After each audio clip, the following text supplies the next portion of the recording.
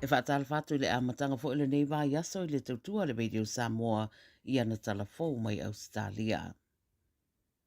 E tō telesa i eipa lenga e avele tūra i mai o Trump i le tofi presidente o Amerika, mahala e awhai nai le marienga le August, pei tai wa whairoi di poti da tamai mai le ABC le so, o loo saunga le mu le marienga. O le whamtaranga ma le sui minister le puipuinga Australia Pat Conroy, wa mai aia, e loto tele le mata upu lea e meise watunu uma e tolu o lo o au fiai ma le puipuia o lato watunu ma wata tau foi o na wha marusia le tūtau le puipuinga.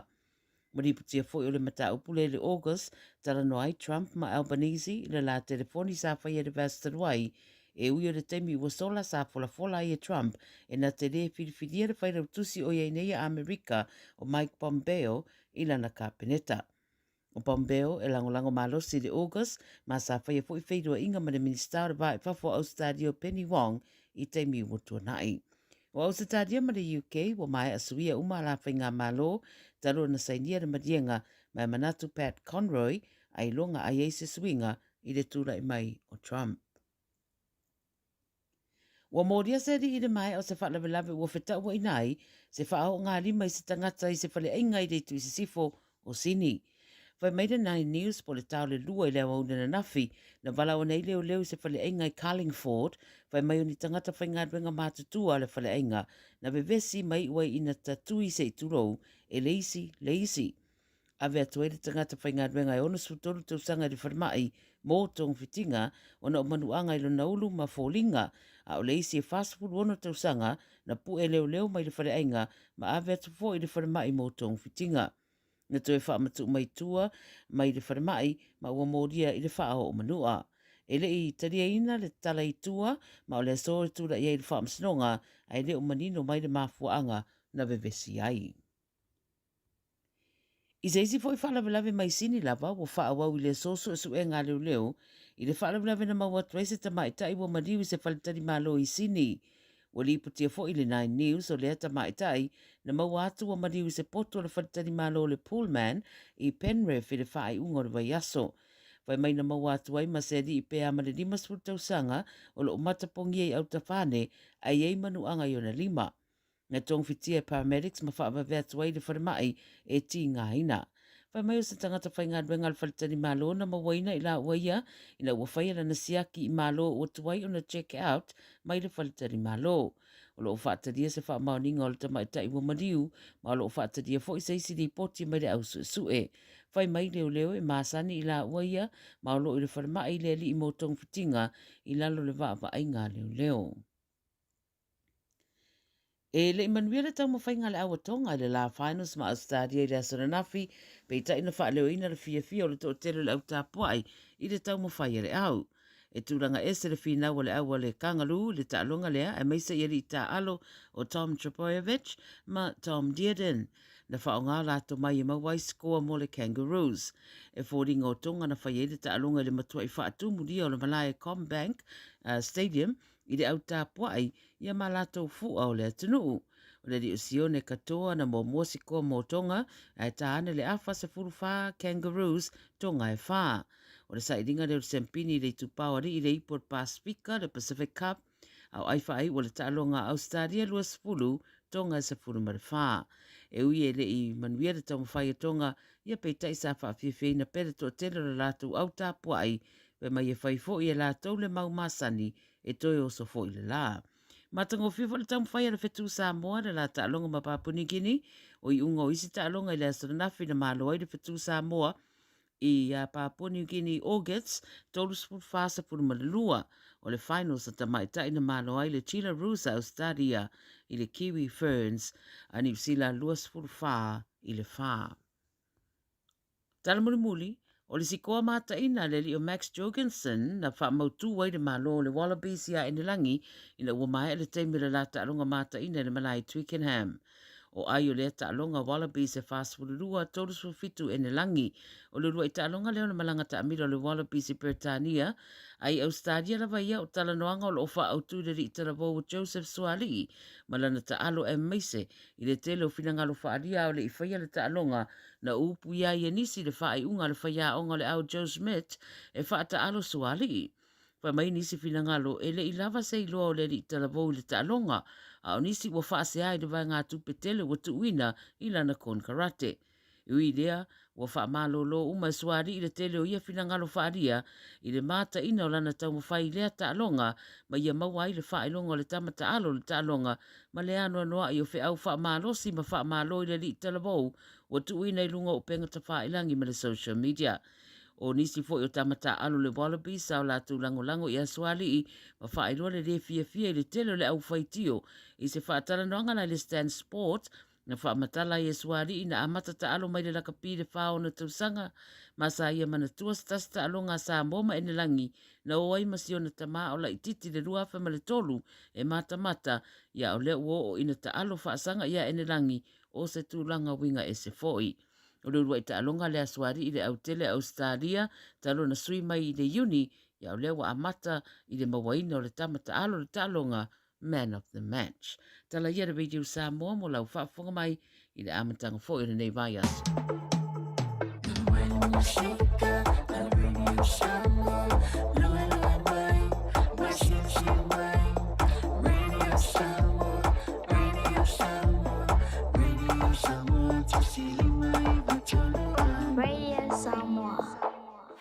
O e si la fia mea e whaatino e mawhaiona e umia I so fale motu le lumanai. A whai fo I so fale motu, o e si la fia mawhaiona whaatino ni isi o fuafuanga e whaonga aire equity o lo fale. A wane e misiere por kalame o le malu I fale, ia fiafi o sururu ta itasi le se fulu e te aile whaa. O le a e si la fia ai au wala e mawhaiona e umia se fale motu le lumanai, ma au wala e whaonga aile equity o lo fale motu, e whaata wai se isi o fale, le por kalame o le malu I fale, ia fiafi o sururu wa yaso ta itasi se fulu e te aile whaa. O le vitu au lele ma le vitu ta iala o ngā amata e mawalunga lana au nanga tau early childhood education po o ngā amata Samoa ma le Pasifika I Mangele e iai whaia o ngā le stala ma whaia o ngā lango wa lava tā pena mo le awa o ina o le whanau. E uti avanoa o lo o tutoe awa lai te whaatuai ai lesi tala nei loa lo walo wala au mai I le olua tasi tolu lima fitu valu iwa fitu olua tasi tolu lima fitu valu iwa fitu e whaatulanga ai se taimi e te asi mai ai. Ua loa le tautua le Pacific Finance I no ngā tupe mo so se wha moe ma liu whai puiponga aso whanau sa whai whai ngā malolonga ma so se wha lawe. Apa lai nei loa le pacificfinance.co.nz pe wala au le oval sa lau fitu whawha lua fitu e talo sanga sauna no ngā tupe I le bao le 5 se lau tala ma le lua se furu hawhi tala. E lua minute whai lau talo sanga online www.pacificfinance.co.nz ai tasi le tu lai whatali e se tali e iai inga whapitoa pala au loa le Pacific Finance Limited I le oval se lau fitu whawha lua fitu. Oval se lau fitu whawha lua fitu. O le R-Dash Travel, o le company numera tasi le taungo fio pasese mo fe malanga inga I Samoa whapea le malanga mai I Samoa I New Zealand ei. A whea de loa I le ofisa o le R-Dash Travel, tasi valu lima Great South Road I Marurua. Pe vili mai I le telefoni tolu iwa lua o wha o o. Tolu iwa lua o wha o o mo le R-Dash Travel. 24 hours a day, 7 days a week. Radio Samoa streaming live on www.radiosamoa.co.nz.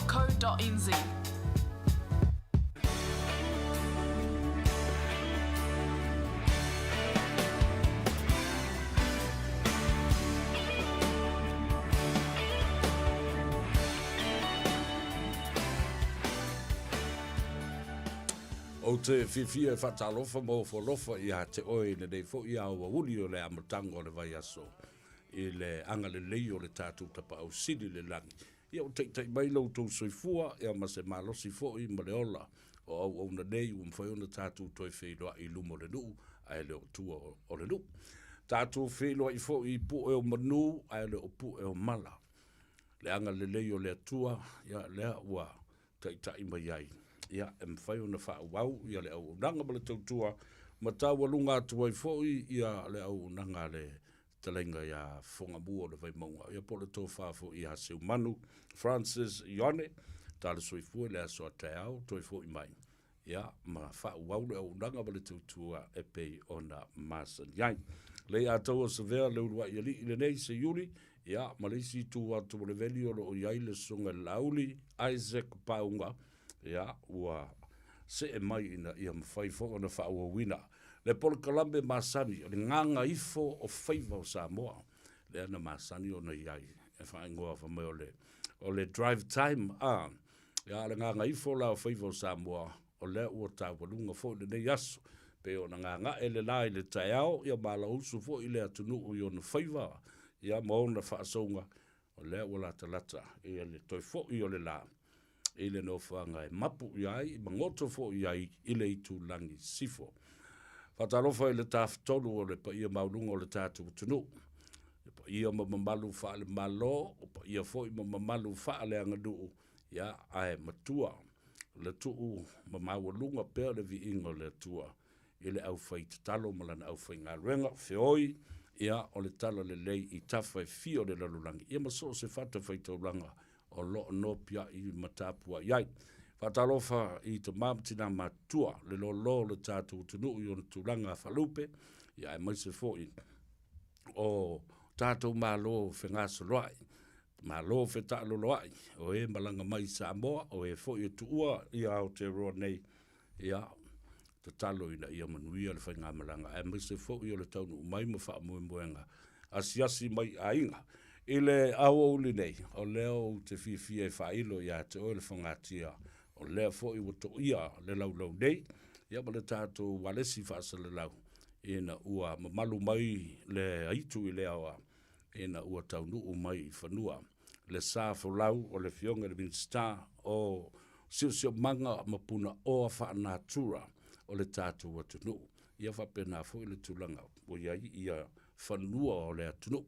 Whatalofa malengang whalalo e lau fionga I le minstar to susulu susta, whatalofa malolo soifu manuia nei fo I awa uli.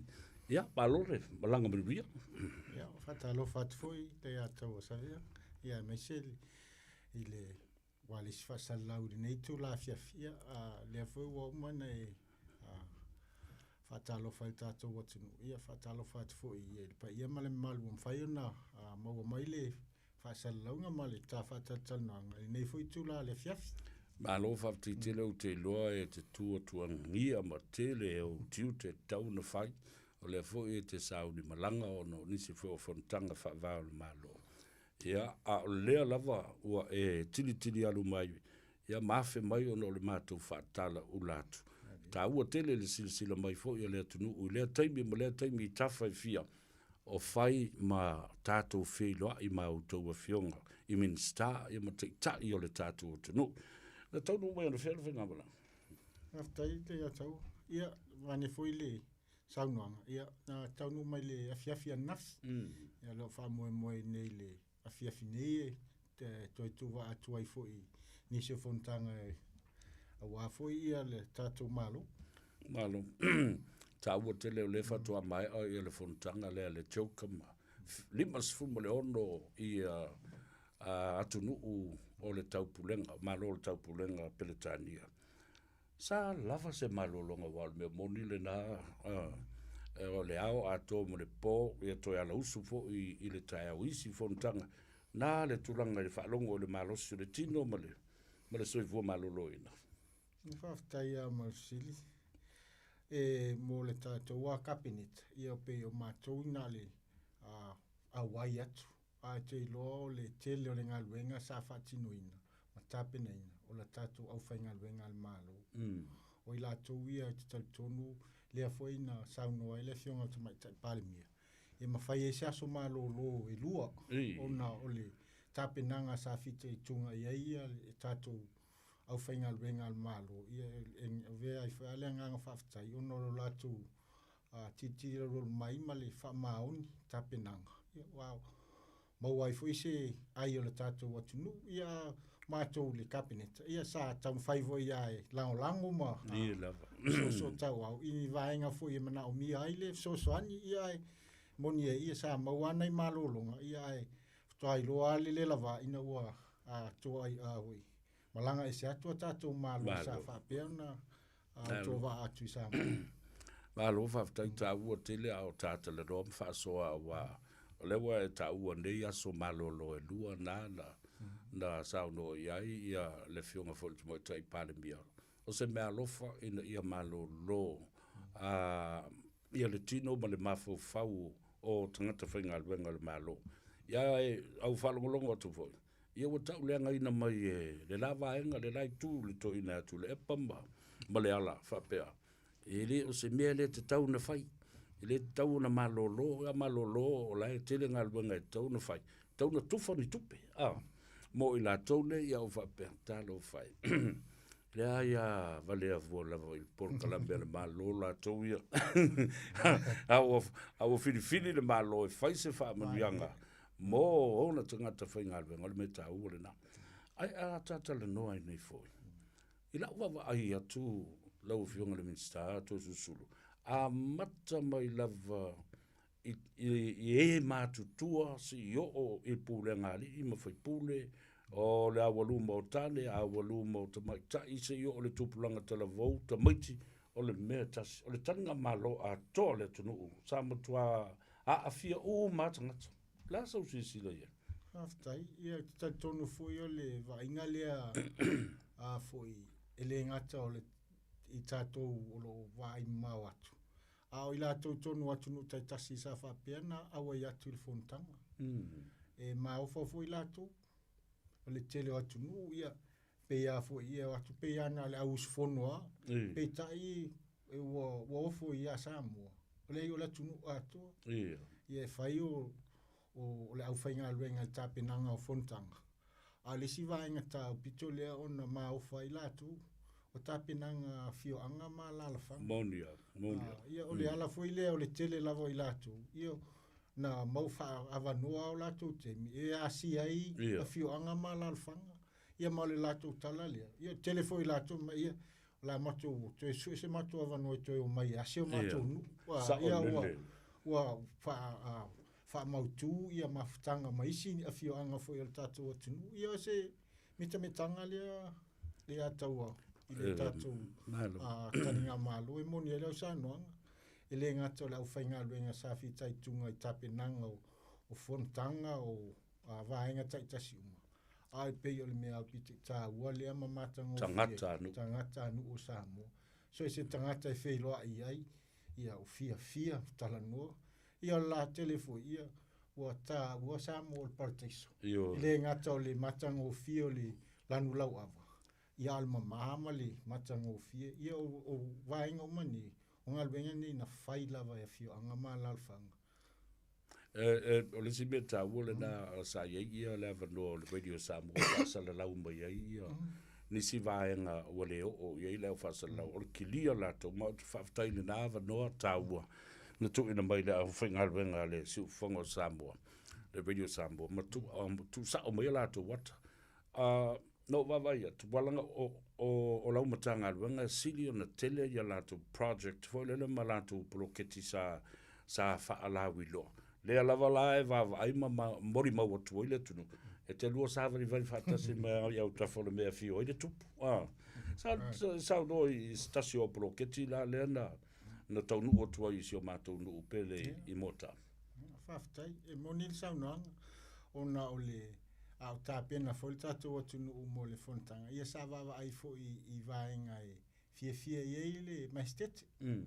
Ia mai o le tupu o se tangata ua leva tele ona a whaata ua luna o langa vaenga nei o le si o manga ma le o langa whale natura. ia le ana tapena I fo I le tatou malo mfa o I nisi o vaenga fo I ono fiasia I o lana fa mumua la le ana watu ia e la vea ile tonga tongo lo to fio anga I mota o le porkalame fo o le fa sauina o le tonga tongo ia le ana mua I taunu wa ia I ma matai fo lana se singa ia o le fia fo ia lana fio ia o le ua o le tonga tongo ia ma le aselu mana I o maua mai ai ia po le asu sota inga o le ngata o le o langa whale nātua. Ia o afianga fo I o le fesuia inga le tau te tonu o le fio anga ia meise sa So I fuo tangata. Ia. Na o stasio o malanga I stasio o fontanga I lontona na e malanga sa o lava I le mauta o le tupu ma faali ai ia lo langona I mea e tāua pe au o le teimi le fono ai te ua fio mai. Moni lava ia le tausanga utuana I Februari sa o maua fo 11 no e ase tua inisio fontanga. Ia sa whapeana fisota I ma le ofisa fo ilai komisina I Samoa Bertania. Ia ma maua 11 no e whailoa ia ma le whailau tusi le maestete. Ia ma whaataltal noa ia I vaenga ia ona le alana whao fo ia I se tasi o talosanga. Ona o le tatou tongala au fo I lea whaasauina po le Botanic Garden I Vailima. Ia leana whao ia ia I le vaenga whaapito la whaino ino le King's Garden. Lea lana o atuai ia matalia fo ia lea wa whaiele vaenga whaapito le ia na o atuai fo I le maestete ia matutoa ilana la au ia o lan saunoanga ia tia. La au lena tō wa tūle saunoanga. Talafalu o le la au fo I lea te o le tasi o tatou pepe po butterfly wa le o toi maua I Samoa endemic o le swallowtail butterfly. O le la au la lea tele na whanga ai. Tasi la leo por kalame wha fo I lo tamu whai e mtanga luenga I ne mwhai ona toi maua lea swallowtail butterfly Samoa. Ia ale whaola la o la au ia. Ia paulan saunoanga ino wa umana tōlanga la au pe. Mawhailana pu e atu ni atu watu ia lea la tai ono masina ma watu ia ni ata ia e sila fia I fui lei o le o la alona la au le Alona winga la au le lo whunga min star it attracts as it smell or scent attract a ia meo o funga e mai ia meo me le pepe ta sele to amane te ala au le to Camilo ele o atu la ia Camila ai ai le vainga whapito tatu tongala au le e pa wha fio atu fo I te tonu le Robert Louis Stevenson Museum ia le o wha whai ele maama wha ingo ino le King's Garden o le whatatianga fo I e pe o le crown fo I le o le matulu maru o le tonu o le tupu ia ma whapito ala o la au Samoa ma la au e fie il tupu le faola ia ma fai ele si vaenga ia lena o tai uma atunu uma ia lena fai uma poloka e to ai la to la e fai longa I foi le o atu Samoa ia ma ai lo ai foi tupulanga fai mai ele tia le afonta na liela ba malo ele uma tala o le dei fontana ona o le mai tau atu ele ngata I lau tō ngā ruenga I Samoa ia e whapena fu I le tala ave mai I whafo. Ia mawa ainga lava SS. O la mea lau o nei ai. O tala I lalo ia te unga o pere ala waku o ia whapera. Ia aftai. Te loa o le le iama se nu o fia ave I lalo ia se le matanga o fia ia o lata fo I le vava ai. Ia le te loa o le ua ma o te unga ia tau al Christmas. Ia te leo nisi o fio anga fo iwa. Na le whao popo me le ue ia, whao popo atu isi te unga I lunga o te unga ai. O le matanga o fia fo I o le tau mawhainga fio anga taitasi ia. O le mata o le maha ngai a fo I leo Samoa wa ia I nei vai tau. Many new lessons that were learned during the Jokum meeting. Tele ia wa onga le lei Samoa mai. Ia mai o se experience foi le tilo la amata le tilo ma vava ai ile me le tau o tele o le tulanga mata ngofi beautification of your own environment ma to atu nei la au ma fa pena fo ile mata ngofi o te unga lo iai o lona winga la ia o le a fa wa wai pea le a whaua I pēr o na whaamātangofia mga ioi pēr tangata e whaia ia mea lelei. Ile fio mai o lau fionga ma mo ile avanoa tāte whaasoa I fui.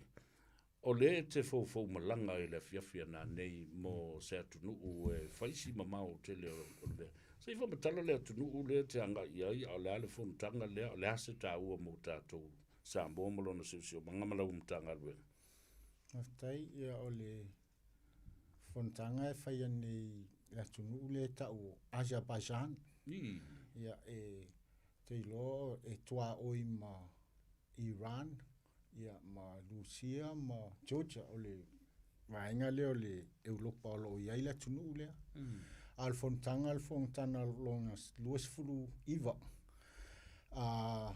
Atunu o lalangi I lalo le malienga o fesuia ingo tau o le Climate Change Convention. Le Conference of the Parties, 29th Conference of the Parties la lea.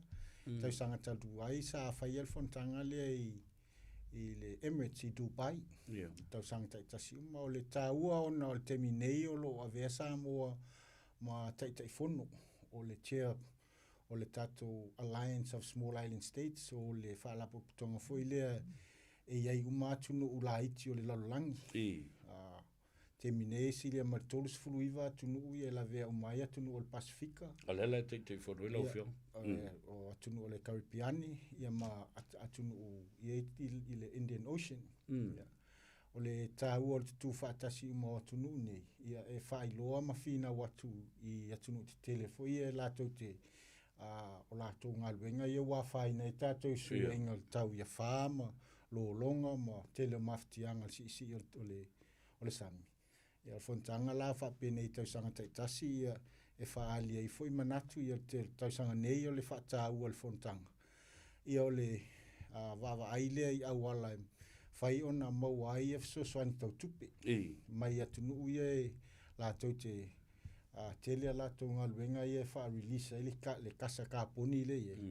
Ina ia mwhai ona whaatino tātou ngaluenga pui mai e tātou pe o seawall, ia o tau ino la au, ia ma awhianga o a inga manu ma la tunu I suia inga tau. Malo, tau o tele lalo o ia tua wala. Tasi le mea le a whatu a Donald Trump o America. Climate change is a hoax. It will change itself. O resi la me tate nofo mata atu fo ina inu ia e tu valu o toke lau ma e se teimi ono a fia ima moa I la tātou I whawhita au climate change refugees. Wa le mawhau no fo I le leo la tātou fo I a motu me whapena a wa matanga na sa ili o isi atunu. A fo I wale vana maua I Samoa. I le whao le iwas fulu a fia papa sa tau le ua si tia iuta. A fia ia ai foi. Ngā tai vai ma ngā tā vai, leo si I iuta. Ma I le tsunami le na tupu nei, wa si uma nui. O fio anga uma nei, o temi uma e aluai ia whā, ia o tele tato nuu tu mtawhanga ia. O a fianga ia o fsuia ingo tau. Ia o lo longa fui ia, pe ona iai lea fui.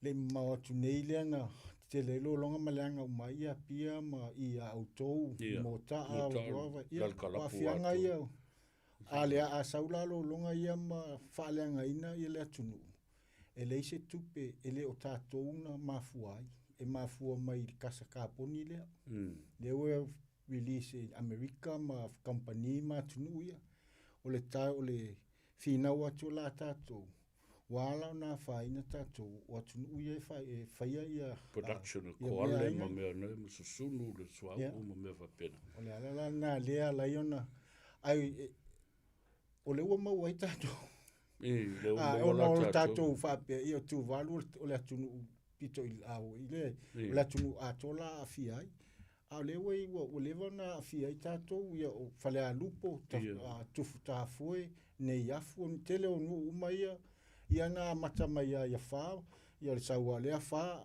ia whiu e whaitua inga awale tau puipui ia o ifo ia o tau laulii. Ia lea au tam whaifu e whai, ia. O le whapela se awhianga pe ona e tā ua. O le whailo e nisi whapea se hoax le ai o le mea mo, mea mo. Ia tele fo yo a inga ia. Ele ngata o wha. Ia a silisila fo ia i tele onu. A mesanu tumtafang.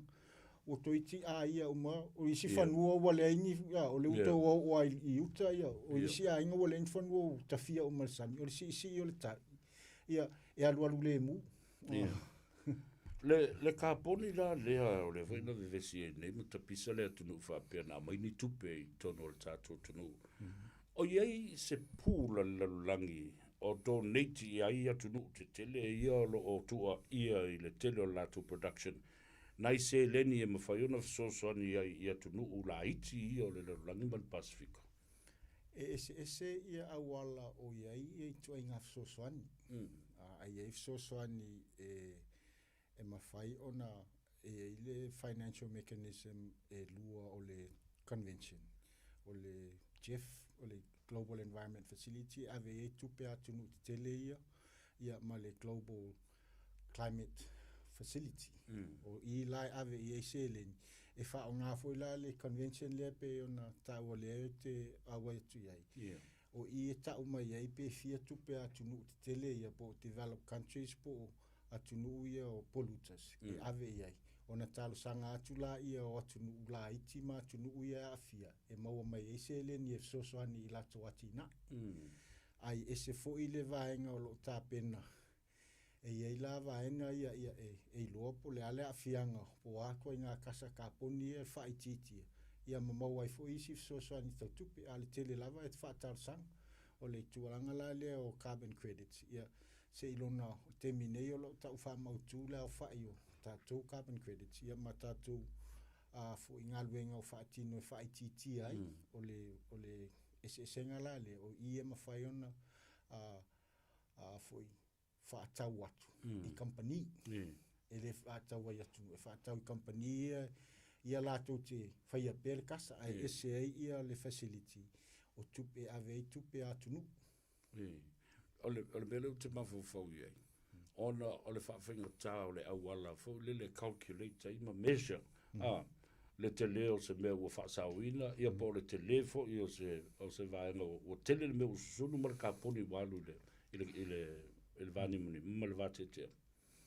Ia o lo tausanga umalava e whaili me tau le greenhouse gas emission for a calculation. La ua umana tāpena mai o EF e report ai ia tunu taitasi tausanga utua nai o le wha mafa le sa iai ia o le waia uma le calculation a tunu uma ia o le nau ta inga tātou foi.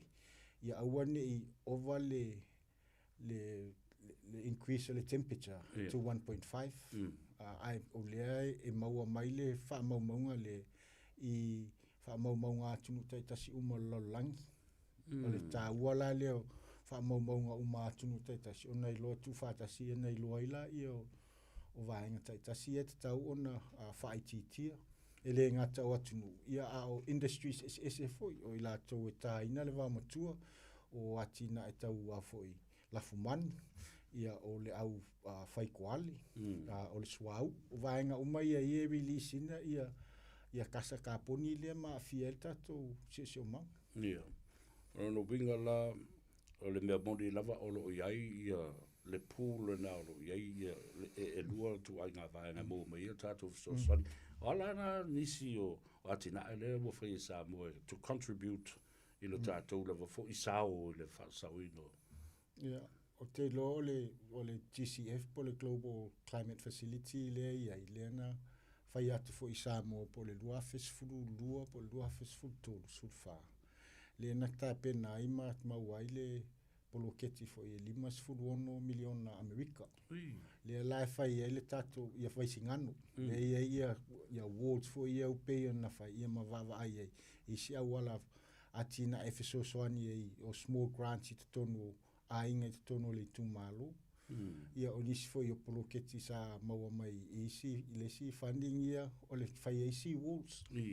Ia mawhai ai a tātou awala ia o tuer watu nei i le malai vālili, i taulanga i taun malai vālili.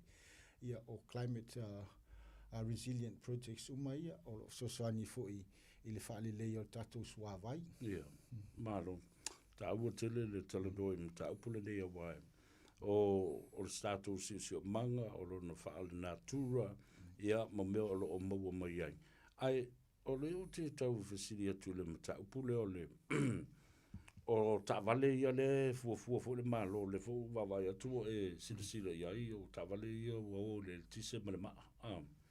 O le ase vave tau e ona a mata ona whaatanga ia pemita mo nā tāwale Samoa. Haftai, ia, o le tasi lea a whaata ua o lo ia nei a tātou, o le transition lea po le renewable energy transition. Ia whaititia le awatua o swau, I te tonu o le atunu, o na afianga. A le whaatino ina o le vaenga mua, e lua vaenga. Tasi o le sui mai leo le tātou ele tise mai kiso fo ie ai whai ia solar ma wind a whai e whaatino o mai e porkalame. O le ama whai o na pa u mai i le luasfulu, le tolisfulu sene le pa u whaititi o tau suau o le ele tise. O le whaititia la lea o le tātou ono le tasi lea vaenga pito tele tātou tupe aluai o suau lea mo le ele tise. O le si vaenga o le titilo lea I si vaenga I e whaonga al suau. I peila o ta'avali. Lea la ua ia I le whaatatianga foi ma le fuafuanga al malo. Ini au ala e whaatau ngofi ai. Ia au le ngata ina tau ngofi lea watu o al teminei. Te opa ta'avali pito tangta ai o EV. Hybrids. Hybrids ma EVs. Ia le foi la wa aini au ala e whataltano ina e mwhaina whaatau ngofi. Mwhaina avatu e tangata. Lua ia avatu. O yaini mea masini charging stations. Lea lana amata I le I ta'avale fitus fuluongo le taunu o tunei ai le whaia ia le checkup. Le na whaonga al tele o temi lea ia au ta'avale mo le malo. Fitus las fuluongo lea na whaonga umai le lato I le fontanga. Ia laua ia charging station al malo I tuana I mato ma I ele fou. Ia o ia il tapenanga fofua ia Faiva isi charging station I savai manu I tua. Ia mawhai ai lona whaatau e tangata ma avatu. Ia ta'avale ia o le nau tainga ai by 2030. Where at least more than half of our transport, our vehicles will be EVs. Alea, ia o le tupe telefo I le sefe ai. Wa o ta'avale ne ia atonu fo isi le fia tātou atunu olo whapeo na o mau name feo ai. Ele alu se tupe e service ai masina uma a toe a charge ia ele e toi titasi vai tolu por kuata tupe alu pensini e alu le charge no lau tava ma lo va tai ele fa fonga bai le tunu uma la usila mai mo a o ma fa tasi foi ma fa so atu mo le fionga le limit star o matanga aluenga o puna o fa le natura mo le sisi manga le fionga ya honorable Tusu Sulu Cedric Schuster.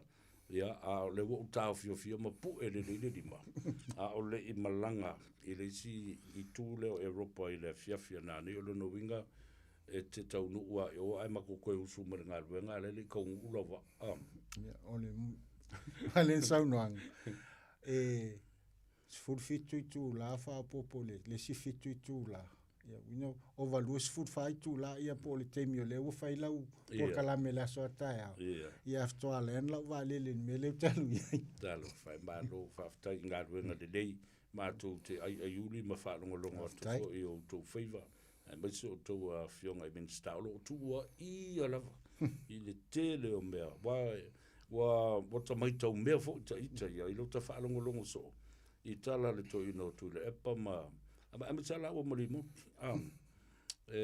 lo te lava le o se ngā ruenga le malo o whaia ele o tari mai le ta mai tai parmia o min sta ta fa vale I nei mau mea ai leva ai ma tilo I le tele o le matanga o fia o mea lo whaatino tata la doa whaapitoa lava le mana wa nui la le tūlanga lo I te mili nei a wano o whaitau atu li poti ana le lata latest update.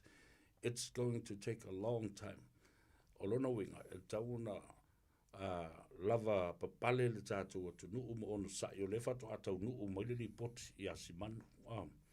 Ma o ia le na o le lātou te whiutanga i ma New Zealand ma le tātou fo i wā i le whaatino ina. La se saunoanga, te a whai ai ono a fia a natural disasters, environment disasters i ngā tei whale o le atu sa whata ma le mea o le ongotua i nei le waale. Whaftai, ia tonu mo foil nei awa no ai vai pe ona e whafsili ei le atau o tūlanga lea. I le a fianga fo i le ngoto le neiva ia ile ai e moni ele i whapea o mai lunga TV mtala noa mai tatou malo ai sa ngalului. O ngalwe ngalea na a matalo na tupu mfatino whailoai tāpena o fono tanga le komiti le tai fono ai le fionga ia fui ole ia a fatino foi ngalwe ngala ngalwe ona o mato o lo va ai tonu suenga po a fianga o se manga o lo fatino mai ala e tai vala o fainga luenga vai aso uma e asia ma fai foi suenga o uma foi ona fai collection o specimens e natau am o fi ngota o ia e avele sros le o testa i po a ia niona fianga ma le fo o fai i le lalo le fa le committee le tai fono ia le fionga ia fui ia le e wi tauna fa saina e wi ele i lava le tato information pe a fia uma nei vaenga a le ngalwenga le fa tino malo ina ia taf i te ua ia fianga monitoring a le design ma a makanga monitor tato ia le foi ua uma na feiloa i male tu malo a faile ia foi ma failo ia fianga ia mafautuanga ia awani toe a foi fangotaina ai se itapena le leile tato ata ia o le ala o lo fatino umanga luenga e tapena ai ia tato fofuanga ina ia fatino ia fai foi assessments po atonu ia fianga a inga taitasi a inga fangota ma a inga o lo fa mo il sami o vainga ia tapena il tato malo ina ia maua setali a tatou feutanga i malmalo New Zealand ia o afianga ia wa ia ele mfai ona mau ele vai aso itasi ia o le pauale nga luenga le o fatino ma tapena i malmalo New Zealand ia va ave ese uma mai va inga ia ono afia ai le wa ave ese containers ia sai lungo le va le no mo mola le afo so animal au seila ia na afia ave ese mai containers ia o le afoina fai tau mo fai confine ia wani te le se liki o ia a pe ia ona ia e umanga polo ka ku siliki i o le ala na ave ia fa ma fa malo New Zealand what tau ona ave ese mai ia le swa ula tono va le ala o ta oto ia la to fufanga ia vave me mo muale tau ona fatino o te le lo nei po wa uma ona faile tapenanga con karate o atu Samoa ave ese le swa ula ia ona vaile o isi components ale ngalwenga tatu o lo ngalu e le malo o le manita lava lea o tatou o afianga i fingota ia male afianga o le tatou siu manga a mai aloa vaengai ona matalola i ona whaataltano po a ia long term impacts ma o atu ainga awala e mawhai ona e au ona ngā lua i le malo New Zealand mal malo Samoa ia malilei ai ia malilei ta ua tele le mel na wa o whaamau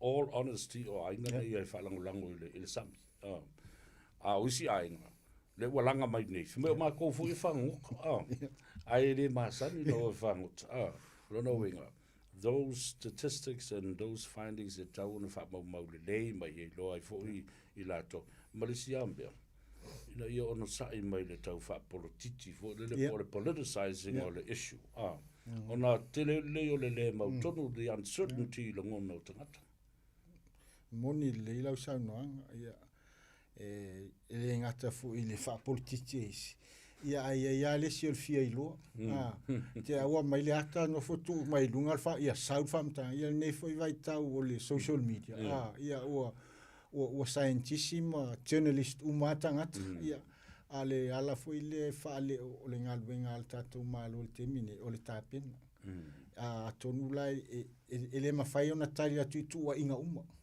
ai ama ona fai lo le ia ona sila fia le tatu o tunu foi ia fofuanga lo ia ala lo feutanga ia i lalo committee le tatu oil spill ia lo fenga i foi le mtanga luenga sio manga male manitainga ma o tatu ai ia fa pe foi tatu malo ile va male malo New Zealand e wai le mawhai ona tātou tau whai turioso. Amalgamate be tō whātasia se compensation plan. E tau na tātou whātalitali mō no sai, se i whai mō mua mea ia. A mai leo ni mea e whai atua nei whai lo ma whai.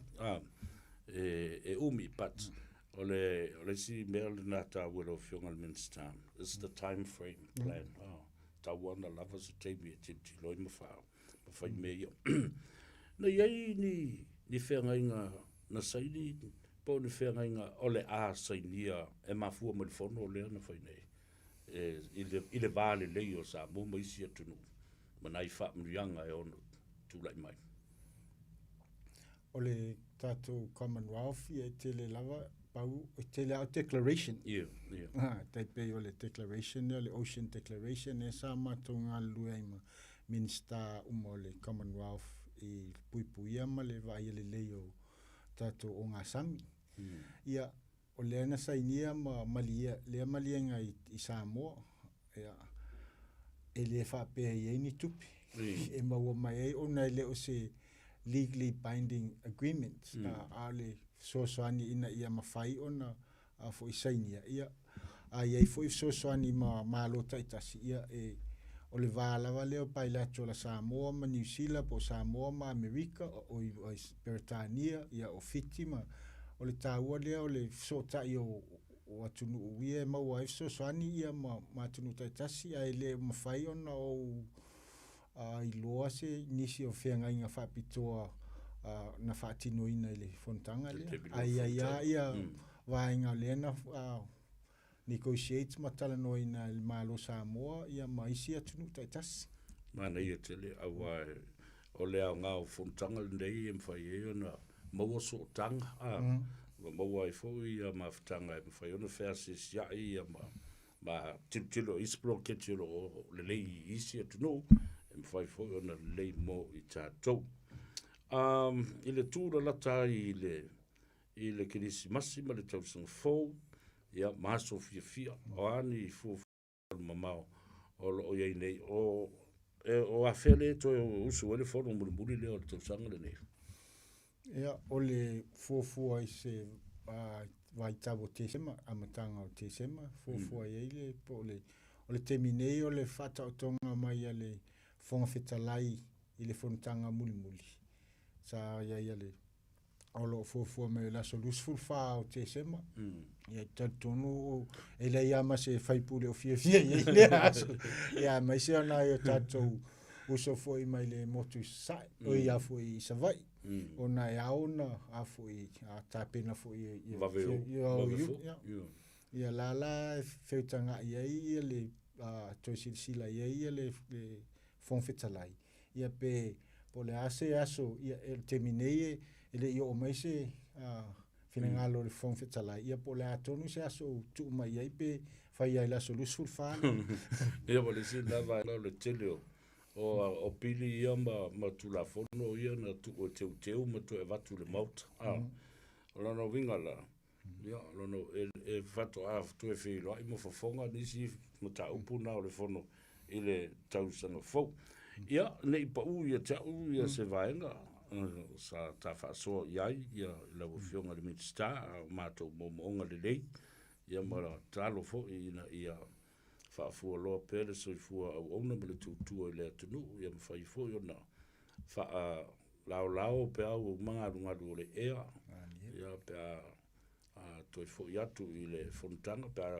pe tari ule fa moi tau nu mal manuia I le tunu o lo e fo I ai ia fa pena fo I le toe fo I mal manuia I Samoa ia ava tuia le nei ava noa e fa isi sa no anga fo I le fionga ia ona ta urunga ai le o le ta fatalo mal falo after lava le atau sa vea le ava no le ai le ia sisi fam talanga fasidi ale nga faftai fo I le ava no ma fai ona tātou whaasoa I le nei aso I watu foi malu I poenga I lau fionga ma le tātou le tione ia me se foi le pa ia ma le malu Samoa whaafongfonga I pa fai wa iese ngana o sal o le nau ta inga lava ia tau mawhai o le a se vai ingo ia whaasoa atu foi o a foi se tau mawhai ngā le tātou malo le ai o le nau ta inga ia whai me le a wase lumana I o Samoa ia o tau mwhainga foi whaatino le ngata o pe ona maua le chauka mia o nisi foi o ati na e o lo fufu ia tātou malo lo ia nei ia o le whanau no ta inga ia whaile me sili ona le mo Samoa ia I teimi le tau waile nau ta inga ia ai o le tau mwhai lawa ia o le tā ua lea ia mo le nei aso ia watu le ngang whaftai tele foi mo le awa noa ia whaftai atu foi Samoa I lau tapua inga ia ma talo I le ia mwhai ona o tātou au lia se Christmasi fia ma se tausanga fau manuia ia wā foi I lo tau soifua mo lo tau ola ia meise se au nanga waso se o tātou atunu ia whaaftai tele ia malo a tanoa sa unua whaaloalo fo I lau fionga le minsta manatu le a ta whaio o lea ta ave iuta ia ma no ma whaamu e mu ma taulanga molo tātou li I whaola ia e maise o le tāpua inga Samoa mo tangata a o tau alo Faiva mon via tele le whainga malanga I le a whiawhia nā nei ia na tama le li e le ngā wha nā le ale te o tūla I e tue ia na lofo le nā anga le I tue ia le ia le pulenga ma le au whainga luenga I lau fionga pā toi te liu sa te ole ale fali lia ia Samoa te wo tu ta le awa ala o tu mo le ai faftai tele mo le anga lo okay sir ia tele ia la tātou wo le malolonga ia manisi o tātou whaasilanga whaapisinisi tātou wo mai ai te liu I tātou talafou I vai whanua whaawau le ngā Gagaifo Faiva o Samoa I le nei fo I a whiawhi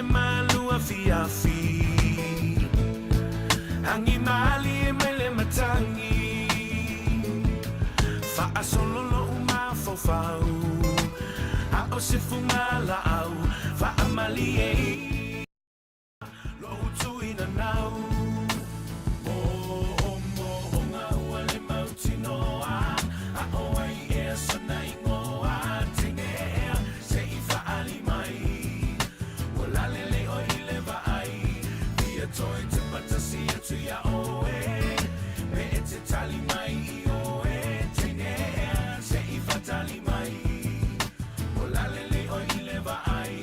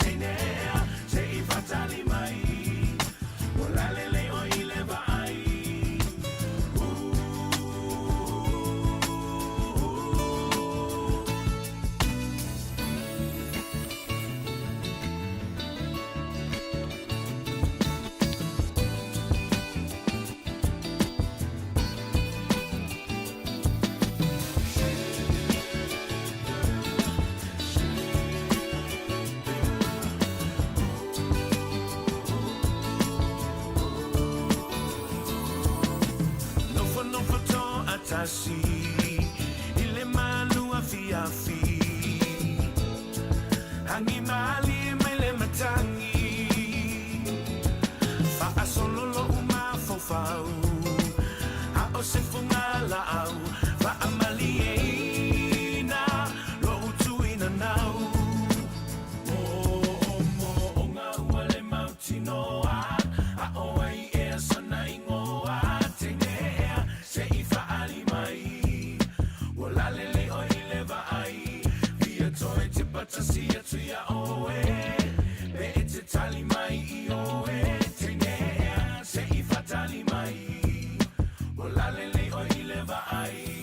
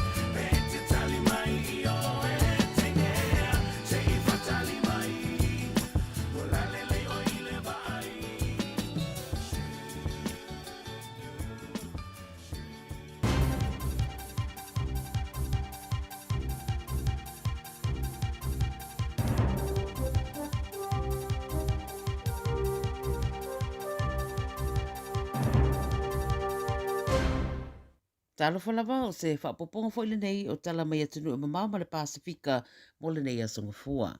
E momo atu mai se sae tu te tonu ua whailo mai li poti e sidia ma le valu se furu tangata ua maari riu i oswhainga Israelu i le panona o le itu i matu o Gaza Masuria talu mai le sto nai.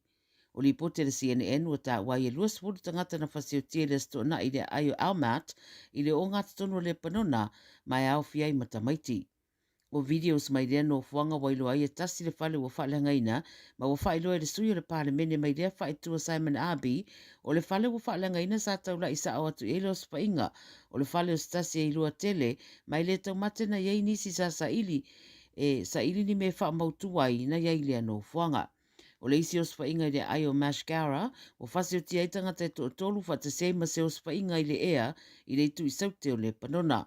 Ai titi mai pe lua whelima se lau sefulu tolu tangata o whasi o tia, ma le sefulu ta siafe fitse lau sefulu iwa ua manunu ai le panona, talu mai le aso sefulu ono se tema. Whai roe le vanga le puipuinga i Israelu a ave sea umai le Air Force le tele o le au whaatupu whaalabilabi le panona ina yaso o tuana i atu. No lātou tā ua fo i ana nafi e yeilo o keti sa whana ane mai le tu i sauteo le panona ma ua yeime ua wha amawina i le kolosi ane lea mai le panona i Israelu. Unisi polo o keti ua whaalabilabi ngia ma pa ua ia upenga na whana ina ane i no whanga lau tele e le ini soifua na fiai. Lo wha awa upeve singa i le teminei. I Ukraine ma Lucia wa whai te tele ve singa le tō lua lea, ma wa whaalongoina o spa inga wa whaonga ai drones. O se whaamtalanga me le ofisa o le puipuinga Lucia wa tā wai sau lato whaalabla vengia, nisi drones e se furu whama i Ukraine i no whanga e ono i Moscow.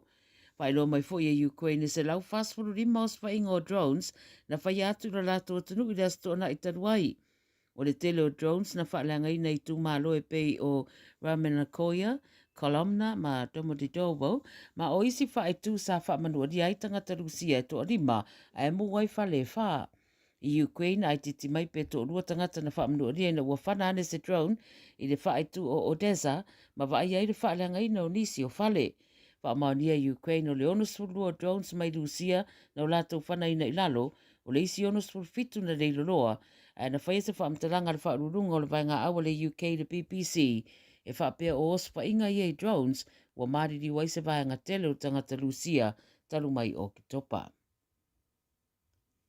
Mai Amerika wa whaamalo lo mai lana ngā ruenga tangata whai ngā ruenga i le Federal Emergency Management Agency le FEMA ina ua ia whaautua ina le au po le timo tangata ngā ruef soswani ia alo fia fale o lo iai whaailo a Trump ma whaailo e lango ai i a Trump.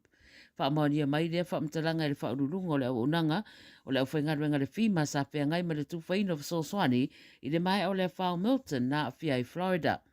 Matua i whaeroa le fia o le whaururunga o le ofisa i le ua o whia i le mata upu ia i le o whaeroa mai le suafa ma o le o whaia pēr neisus enga.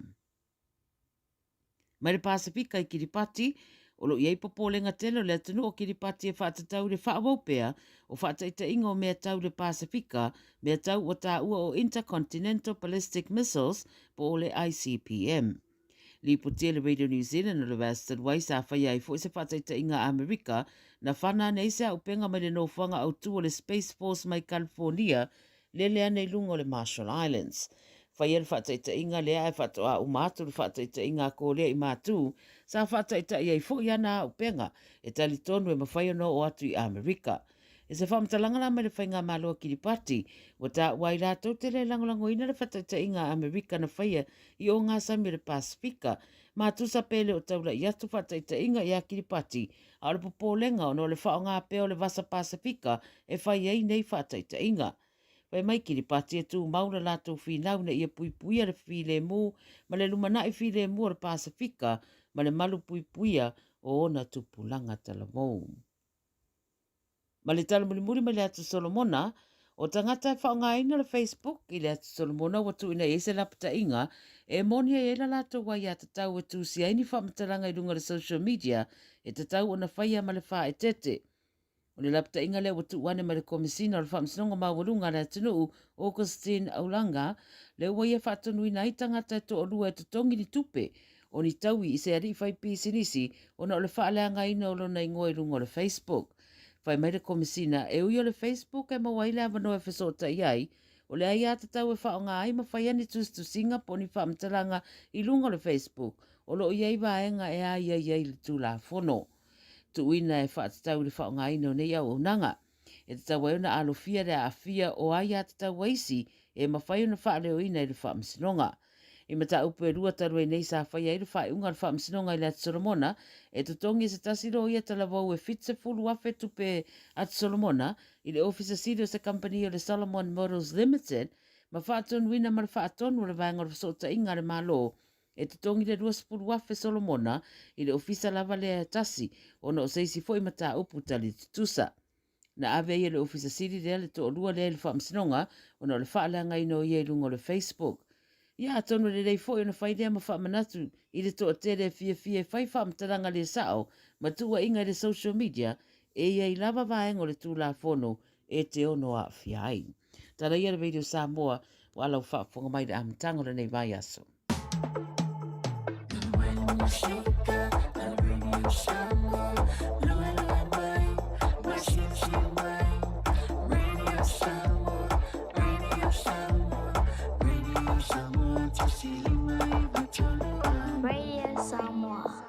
Whaonga le tautua le Pacific East le masina toa Novema. Ma wailo wa noe te manu malo ai whailonga tupe e fast food tana au saunia mo ana paanga. E luas food whailonga mo Samoa, luas food foi whailonga mo tātou i New Zealand nei. E se ina whailonga se fulu asto nai o vai yaso te tasi. Mana tua lo whaua pia tātou whabitoa nao le lima tala pia whaonga ina le Pacific East mobile app. E whaatino ai au tupe whaamomoli mai lau telefoni whabe ai. O loa no foi le tātou direct transfer. E ti posi mai ai lau tupe le tātou account ma whaamalia ina fasili i lunga o le telefoni. Ma whaatino ai le la whaina o lau tupe ai ngā whabitoa. Mo le tutongi ina o pili o le vai mo li maisi au nanga i Samoa. O lo ma whaina whaatino o le tātou au nanga o le Easy Pay. Asiasi mai loi tātou ofisa i o Tara o Tāhuhu ma le tauranga whaatau i mangele. Pe walau mai le telefoni o Barsalau o tasi ono mo se la la e lata hatu i ante oe. Pe whaonga le tātou app po le direct transfer. E whaasawa i lo teimi ai mo se wa tangata fo i le pensini Pacific Easy. O lau paanga mo tupe whaamo moli i Samoa.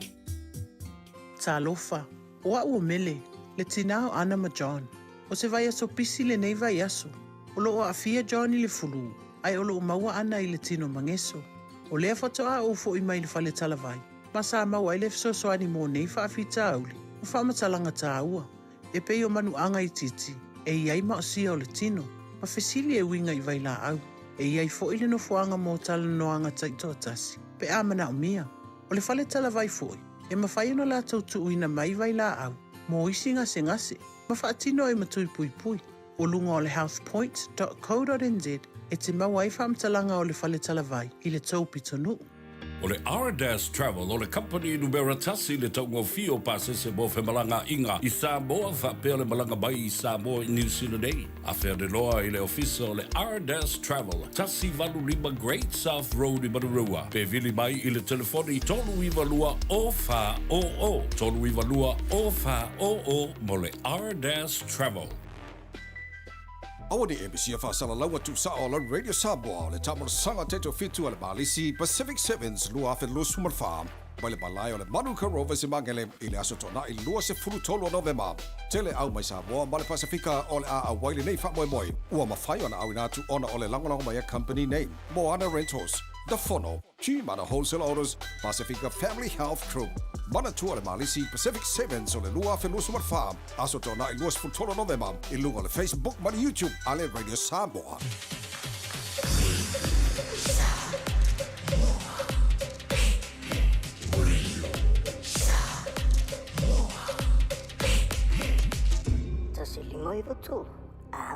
Ia, e toi whatalofa i a te oe, mo whalofa atu fo i lau mai boanga, me se fo i o lau whaafonga mai i lunga o le apia fōlinga le tātou Facebook page i a ma le tātou YouTube channel, a talofa i a te oe le nei fo i au auli na ua nganga i fo Faiva o Samoa. Ia matau walunga atu mai fo i ma le talanoanga ma le fionga le Rimin Star, Honourable Toi Sulu Cedric Schuster. Ia, a o fōfō watu mo lana whainga malanga. I le afiafia na nei, ia mo le atunu na o sasi scam e poa e ringo le atunu le na taua nei le Minster. Mai e le va o Iran. Mai si atunu o le atu Europa. Tama malulu a fo i nei. Ia, talsia i manuia le whainga malanga la ufionga le Minster. Ia, ma la usu ngā whono. Ia, wasa manuia o Samoa. Ia, mo a tai hawa. E maisi lava. E le swinga o le talo le tau. Swinga leo le tau wa fia ele soifua. Ia ma le natura fo i o le siu manga. Ia ma le natura o le soifua o le tangata o mea ola. O le ngā taifale. Ia o tātou whaatoanga. Ia ma la fumanu. Ma mea uma. Ma le soifua o le tangata. Io. Le mea le nā taua. O le ua sifuru minuta ua te aile tu la elima, o tātou te le ia tu le tātou polokalame Malaysia, tātou malo le sunga ia Matt, lua tua, ia e tu sai fo i malana fo i fautuanga. Advice for life, na ia whamanatu ia te oele tā ua te le puipuia o au mea tō tino, puipuia o lau soifua, puipuia fo o lau income, po lau tupe maua. E ala i le whaatino ina, o le whaia o se insurance. Insurance to cover your pay, your income, your mortgage, and all your other assets. Isi a waseta. Ai, whataro whatu, o tala i tālonga, ia mai unga whai o tālonga sa whai, mana tu whai o le asunga fua. Ia tele tālonga sa whai e le whai unga le vai asu. Lea la ua o mai le asunga fua, ia tele whai ta mam tina mātua, sa le mai mua i nei tālonga, ia ua mātutua whai, ua leo ai i le malai e tāpuai. Ia ai tāpuai mo pō le whala i le whale. International Rugby, i le whaiunga whai o le nei, vai aso na tā alo ai, ia le aua i Apani. O tālonga la kapi ia whaavao malo, ia na tā alo ai, ia le aua whalani ma le aua i Apani. Ia na matua i wha amo ai e whalani, ia le au matapu i tia ai Apani. Lima se furu ma le lua, ia whalani, i le se furu ma le lua ai Apani. Tālonga le vau fiti, whaavao malo, ma le au a Skotilani, ia tatai fo i whaakirikiti i a Skotilani, i le ono se furu ma le valu ai, i le se furu ma le fitu ai i a fiti. Tālonga whaavao malo i le vau le All Blacks, ia whapea fo i ma Aialani, ia alena tula i mai ai, le matua makaukia, le pulu fo i le nā tālonga ia, tula i mai ai, ua mai ale tālonga. All Blacks lus fu mar valu Aialani es fulu mar fa. Ele talonga fa va malo la kapi, ele va o Engelani ma Australia, ta si vole talonga na matua i tau fao. Ele ele va o Australia. Ia ma le talonga feitau dia ma Engelani. Bai ale taimi fast fu ma le lua Australia. Ia ai ua whale la wasi ai ma Engelani le tolu se fulu ma le fitu. O le ta'alonga le ta'ua nei o le Oceania Sevens i le whaiunga o le tausanga le nei. Ia le ala o whaalawi loa mai ia tātou talafou ia ma le pepa o whaamtalanga e uinga i le filifilinga a le laka pisa moa ua whaia nei. Ia o le ala ua filifilia i eile te maitai o Filoi Fatima Eneliko o le teita iulu le nā. Ia po o le whaia onga ulu le nā. Head coach for Women's Sevens. Ia po o le tātou au teito fitu le nā. Le manusina. Le o maua le tātou head coach for Women's Sevens. Filoi Fatima Eneliko. Le manusina le nā. Ma o le fo fa ilo mai ua filifilia foi ia le faia onga ulu mo le tātou au o le teito fitu o le manu Samoa. O le coach le nei po le faia onga ulu ua filifilia ia i le telenga ia Matamua e Pati Salima. Matamua e Pati Salima mai le afio anga o Sale Longa ma o ia fo le nā o le faia onga ulu o le au siampini le o tolu tausanga o siampini. Le au wale tamauri from Sale Longa. Congratulations. Ia ila ua leo ua whiriwhiria nei. Ia ai o lesi ta'alonga matautia lea sa whanga solo i le whai unga le vaiasule nei. O le ta'alonga lea i le vā o le lakapiliki na su e ai Australia matonga le final. Ia lea lana tuasilisila i ai. Uma le tālonga o tau whao pea le manu malo. Ia e maise foi o le mata ino lea tālonga. E toititia vai maulalo i Australia. I le au atonga. Mate maa. Ia lea lan tulai mai ai. Man malo Australia. I le luas fulu ai. I le sfulmarfa ai. O le tātou aua tonga. Ai, e alu ia Ya walu ia ta'alonga ia na whaatino nei le whai unga le vai aso. O le ta'alonga sili o na mata ina i la o va ai ma la o morimau. O le ta'alonga lea i le vā o le tātou au. O le laka piliki a tamai tai. Au ta matua i o ma ka whiwhi le pu e o kinga sa mōsone. Ta'alonga lea o le test i le vā o Papua New Guinea ma le whetū Samoa. Le au laka piliki lea tamai tai. Au te whātula o tala o le matua ta'alonga me o povimba me o pulu. Le malolosi o tātou tamai tai Samoa. My goodness, just like a man playing. Yeah. Ele mo tua tafa aso le kaku heavy tackles, running with the ball. Ele teine le nasa o mai tawina lava sa ole numero 5 ole wingi. Tamai tai o Jessica Patea. Tolu ta'alonga o whawau malo wha sikoa maua e lava na whai te mai tai le nei. So, congratulations, the Whetū Samoa, for winning 3 games out of 3. Io, le ana man maloi, le tātou au o le Whetū Samoa, i le testama Papua New Guinea, tolus fulfa, i le sfulmalu, ai vaila le au a fulele, Papua New Guinea, i teine matamai tai Papua, ai.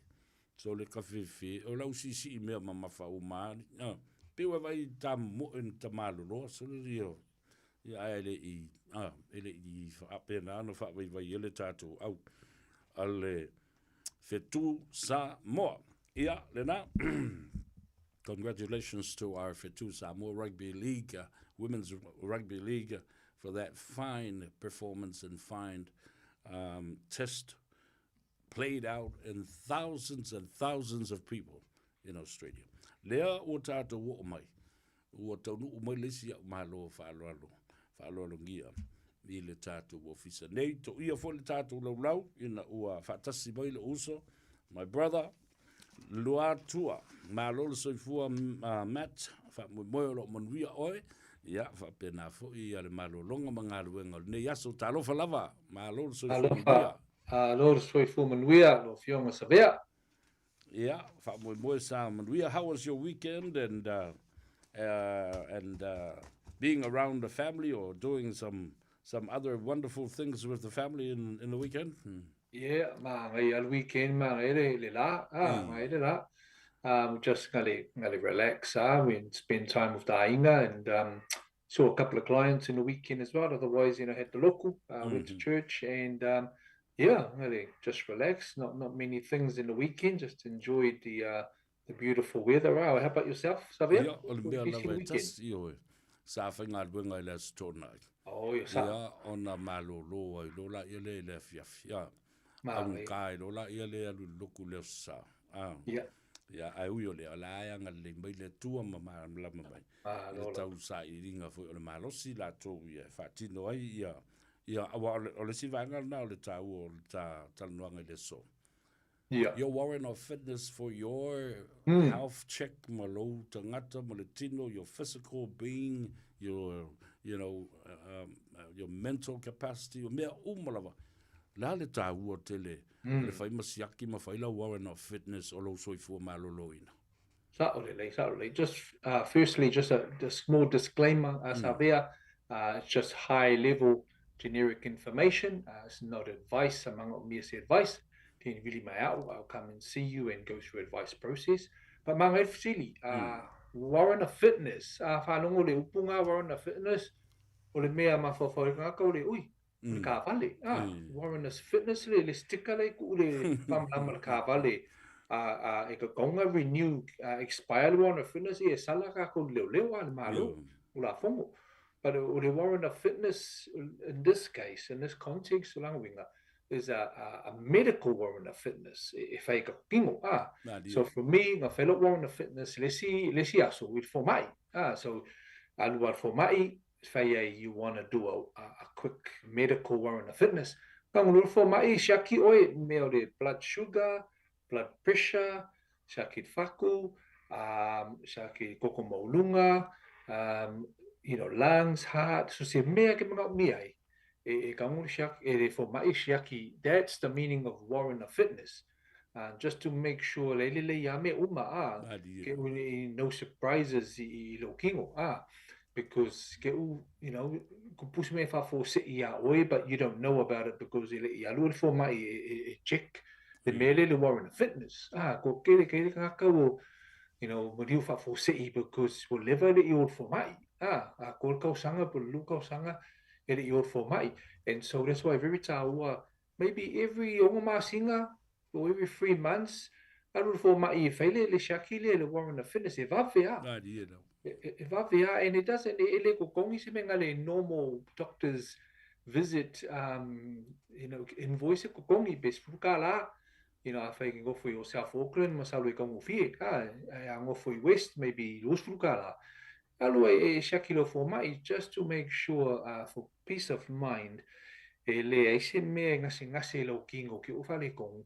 And so that way, if your doctor mau se me ilo for mai, then they can you know prescribe some medication or give you a diet plan to improve le menga le mafu you know ngase like suka or koko maunga or anything like that. So yeah, every time to go and get a check with the for mai shaki uman melo kingo, and that is the meaning ng warrant of fitness, medical warrant of fitness. Very taua. Malo ese le taua tele wa life up here tanga asul. Ela foi le medical le foi le warrant of fitness la wudi ele lo ele le tavale le tatale noia. O le tangata le e soifua ina ia mautinoa. Ya le lei lo na tino le lei ya lo na soifua malo loina ba umbi le soifua. Yes. Can you have multiple life insurance cover? In fact, it's a company if Elisio low insure, it's a this company if Elisio policy or insurance. Yes, man, it facilitates it. You can have multiple life insurance. ICI insurance insurance because otherwise, for example, if you have multiple medical insurance or multiple income protection yeah may maulu ke mi fa because konginga insurances may maulu ko be konging insurance le ya company le marisi insurance company ai o lo ke mi claim mai ngal ka sia le cover mafenga claim mai and but for life insurance ma ngai life insurance because you can have more than one ai mia face life insurance for example the masfulu afe ka la pui lo langa you know liu with one company and then you really another company and you do another selau afe with a different company and then you do one more like golu life insurances you know like let's say for example the Chubb insurance layer partners life AIA layer golu life insurance they spread out amongst golu companies MFI so lo gaming ai kupuele you know velave maliu then yeah all three companies in Mafenga pay out so go lia and so you're able to do that people that I see customers they more than one life insurance and so if I feel about it well le mfana afford be tonga fasi tonga and fight can you work out something to do that and be affordable so often kele life insurance alu lunga go every year goes up and so it becomes quite gonga and then a lot of customers they feel we le mafanga ko kongi life insurance le o gonga kele and then first thing ma for faila ko si le cancel the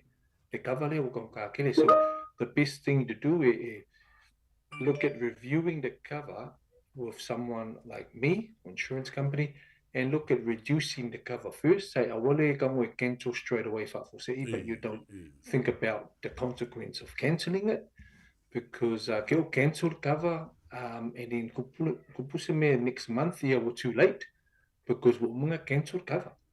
And so if it becomes too conka, it's the best time to review it to see what we can do to make it, like you said, make it more affordable. Cover, cover at least you still got some cover. I cancel the cover, yeah. Then, that can have some complications there about when it's time to put a claim in. So, yes, it's good to have multiple covers. I say long like you can afford it. Otherwise, cover one cover to keep it affordable for you.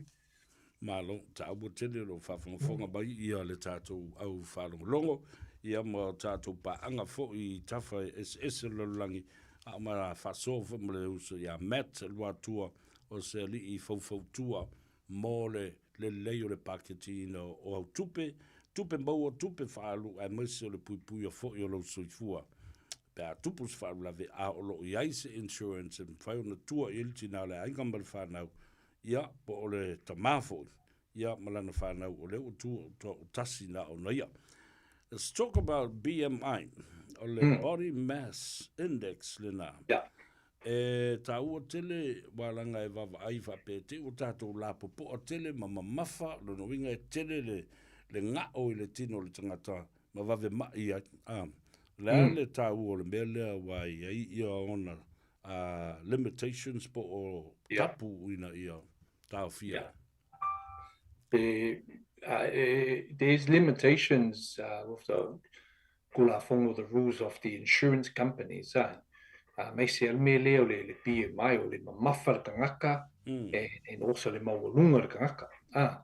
And so if you lo BMI a mawalunga lo BMI o le rating le BMI o le fase fulu over le fase fulu le BMI o langa winga o mamafa ke rero ponga for your maulunga for your height o pu le kiki ai mamafa ke rero ponga then your BMI e aulu lunga over e fase fulu, which means too risky for the insurance company pea ke mga mia faiso life insurance or faiso medical insurance or trauma insurance or income protection insurance is based on the melea or the BMI.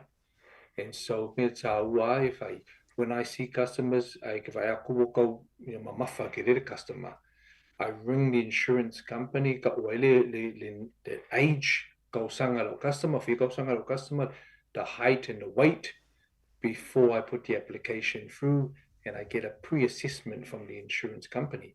And most of the times, for the insurance company, income protection, trauma, medical, and life insurance but the life insurance for example for life insurance, then the price it's gonna be more loaded, so more konga than so by in the same cover their cover will be cheaper because will mamar BMI, but for BMI then 100,000 life insurance, the price is much higher because of the BMI. So end of the day, bawa me kalo sie mawhainga maua o le life insurance, but not the other products because of the BMI is a very strict kulafonga with the insurance companies and their rules and regulations. Malo whautai tā ua tele le tātala noanga wai. O mea nei e sila ia. Insurance companies, they have their own doctors too. Yes. Lātou te consult ma lātou whaatala noanga fo. Ma mai a lātou independent report I le claim. Yes. But I see me for if the BMI has some other pre-existing condition like diabetes, if BMI, diabetes, sometimes we go even the life insurance, they put a deferral for 1 year, and they say lower the BMI, lose weight, and then we review it after 1 year. So it depends because, like you said, every insurance company they have specialized doctors and nurses. They go around, they do checks on the client to see whether it go or not for the life insurance because the BMI is too high and the criteria is very, very strict. Very strict. Malo, whaftai, tā ua tele. Au whawhonga mali tātou o tunu, wana se peni ma se pepa e tusi ele telefoni nei ala sunga ia Matt lua tua, o lua fitu, valu tolu iwa, tasi fitu, tasi fa. O lua fitu, valu tolu iwa, tasi fitu, tasi fa. Ia po le telefoni fo ia leise tongi, o le o valu, le toe whaafonga mai, o lima, o valu, fa, o, fa. Toe whaalongo tasi al numero na leise tongi.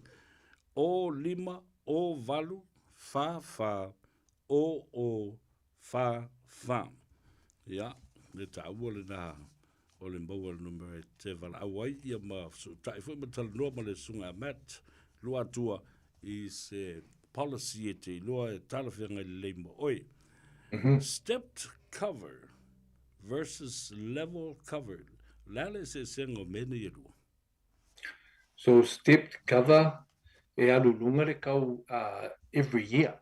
Kau sanga umapea when you get to your next birthday, or as whangau, then e lafu a kurukusil insurance company, your price, like kongi oi, will go up every year, but also the amount of the cover e alu lunga fo i kiki, which is good. But then after maybe 5 to 10 years, they're facing kong kale insurance, you know, with the step cover, because every year lunga kau level cover, they lock the cover in, so every year what you pay so for example kongi lima sukala vayaso for life insurance of luasela wafe, for example, ole lima sela kala sorry, ole $50 a week lo paymengi for 100,000 life insurance. Kausanga umaule lima sukala vayaso ele alunga kau, because it's a level, it's locked in. But our failure step, it will increase every year because of your birthday. So it's good to have a look at those covers and review it. The insurance policy after a few years, look at doing a level locked in price. That way it saves you cancelling the policy. It stays the same. Tai tutu sama le fixed rate or interest rate or floating interest rate? More cases. Yeah. If I sing a singer, because more cases are different again. Floating, obviously, fixed. This is this is a different kind of concept of the mortgage loans in the insurance. But make our word merely if it's affordable, Carlos, here you can afford the level cover. Ceiling of a level cover, it just stays the same. That way, in budget every year is the same price you're paying. Otherwise, a lot of people, if I'm a cancel a policy after a few years, because the step cover will come after a few years. And so that's the risk of that. Mo le avanoa tātala noa ai, ia ma tā whaasoa foi. Ma le tua le telefoni o Matt, I so se ma taupu tau insurance, ia po le mokesi foi, ia so sani e puipuia la mokesi, puipuia la wala tupe e maua. O le o lua fitu, valu tolu iwa, tasi fitu, tasi fa. Ia, Matt, upu mulmuli mai lau sunga, ia, o na tātau mawai ai lea, ma le whaalalu lea fiafi.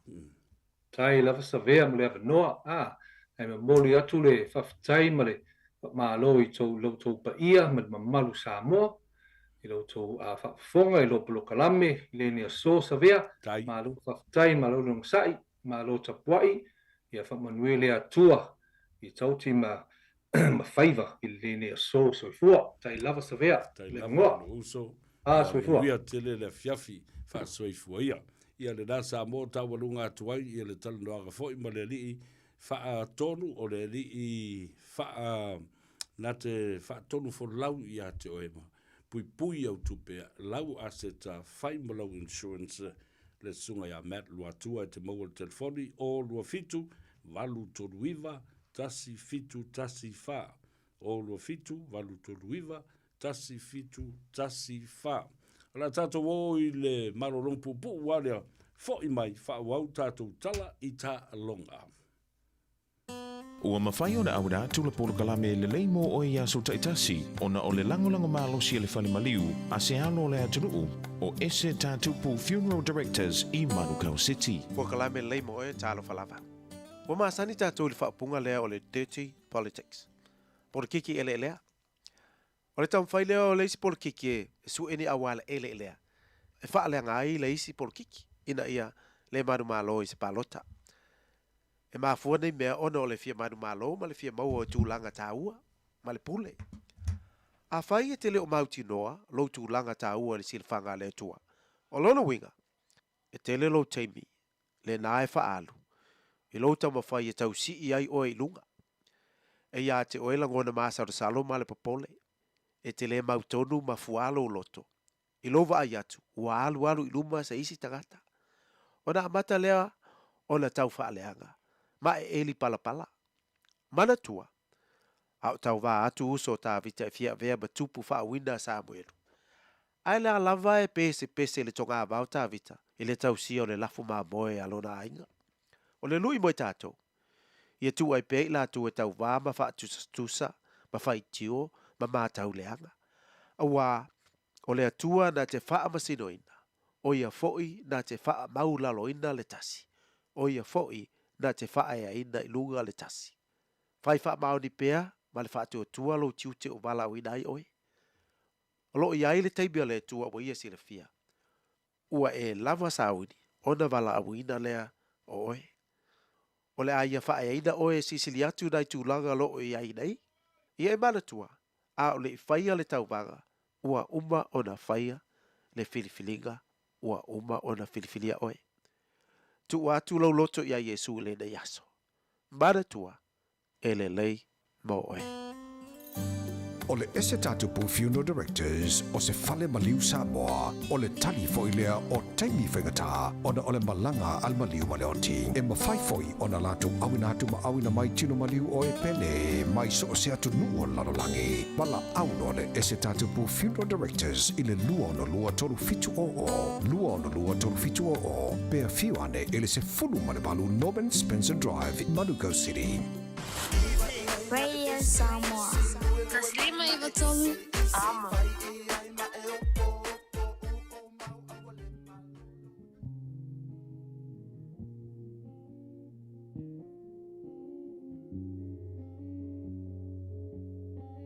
Please on the track.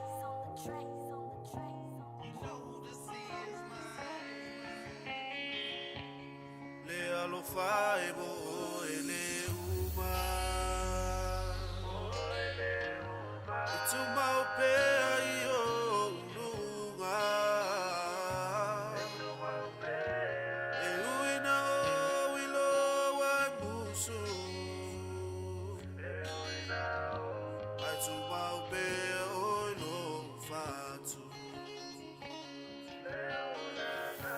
Leo langa e faingata.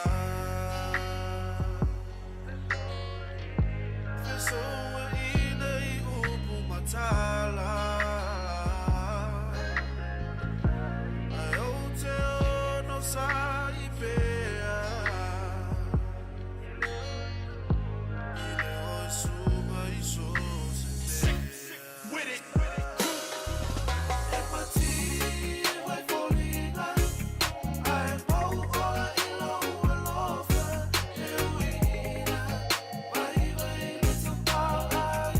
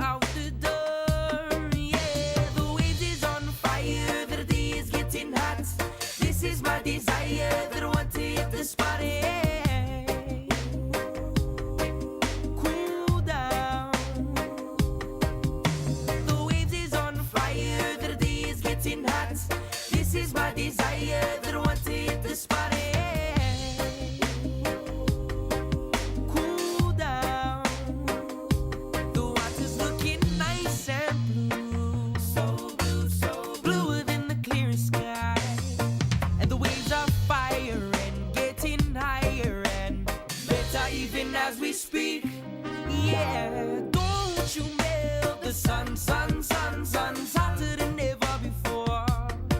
So let's ride,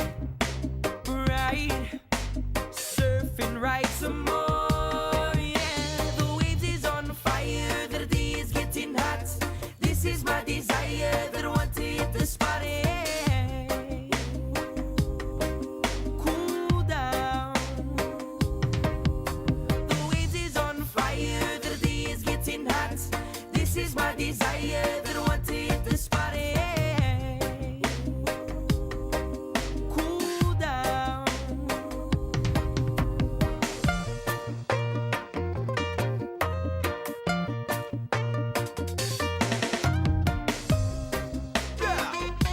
There's someone Kolohe Kai and Rugga Baba in that area. All you divers, wanna go and get chuggy. And all you riders, wanna surfing no more fear. 'Cause it's a hot day, everybody. Shoulda go, and pull off, yay. All you paddlers, wanna go and get your crew. And everybody else, you know what to do, eh? Go grab your ohana, it's so nice outside. We're living in Hawaii with aloha and pride, yeah. The waves is on fire, the day is getting hot. This is my desire, that I want to hit the spot, yeah. Cool down. The waves is on fire, the day is getting hot. This is my desire, that I want to hit the spot, yeah. Cool down. The waves is on fire, the day is getting hot. This is my desire, that I want to hit the spot, yeah. Cool down.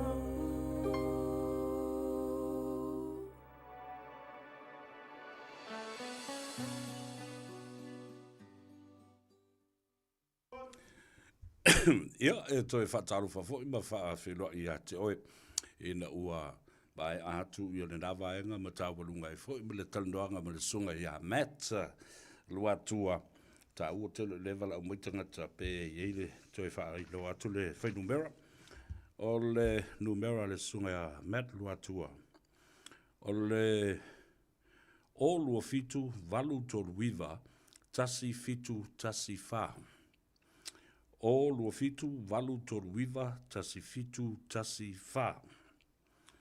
O le tātou toi fo I maila ia lea e wha mai atu ia tātou tala I tā alonga.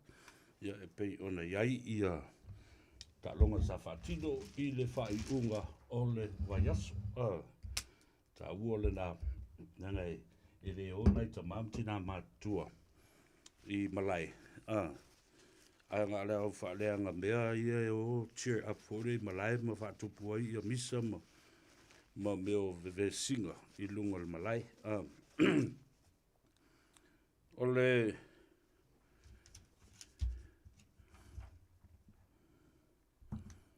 O le vaiaso na se I mawai atu nei.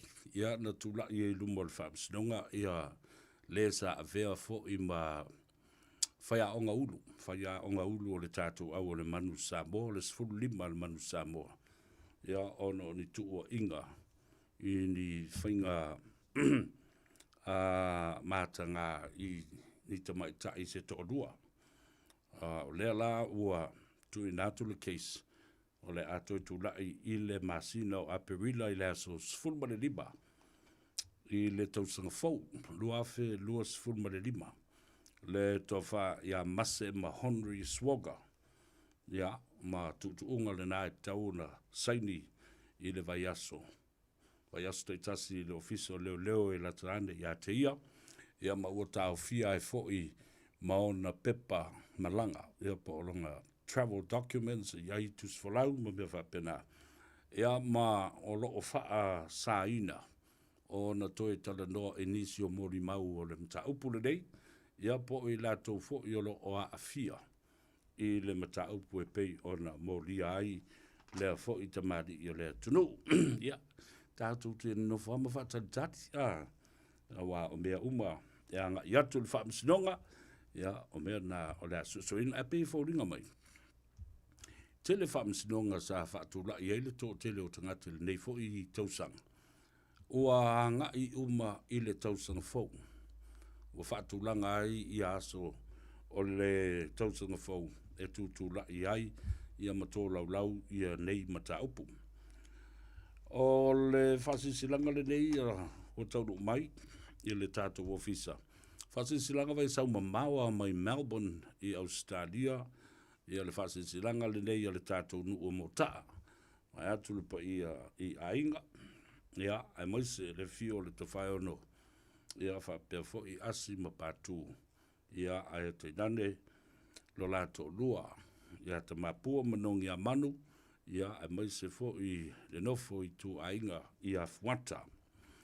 O le siva le nei, ia wafo le tātou sailinga se leni. O le fundraising, o le kalapua motaa. I le asos fulma le ono, nono wingo le astona i o le vai aso nei. Astona i o le vai aso nei, November le asos fulma le ono, a matatala i a le tātou whaafifianga. Ia ma le tātou siva i le fitu i le afiafi. Fitu i le afiafi o Melbourne, Australia leo o whaiai, luas fulma le lima tā la le ulufale, o le tau le a band o le a whaafifia maisi fo i o le au whaafifia. O Banksia Garden Hall, ai auto masani ei auto ina Banksia Garden Hall, i le tuatusi fitus fuma le tasi Peachdale Parade. Fitus fuma le tasi Peachdale Parade, Broadmeadows in Melbourne. Ta wana na, ya, ane lei foi.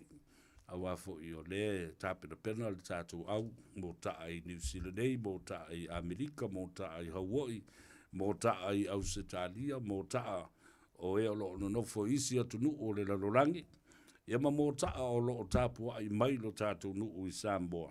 Ia, mō le whaamue tele le nā, o le se lau tau sanga, le whaamna tuino le lakapi te tonu o mō taa.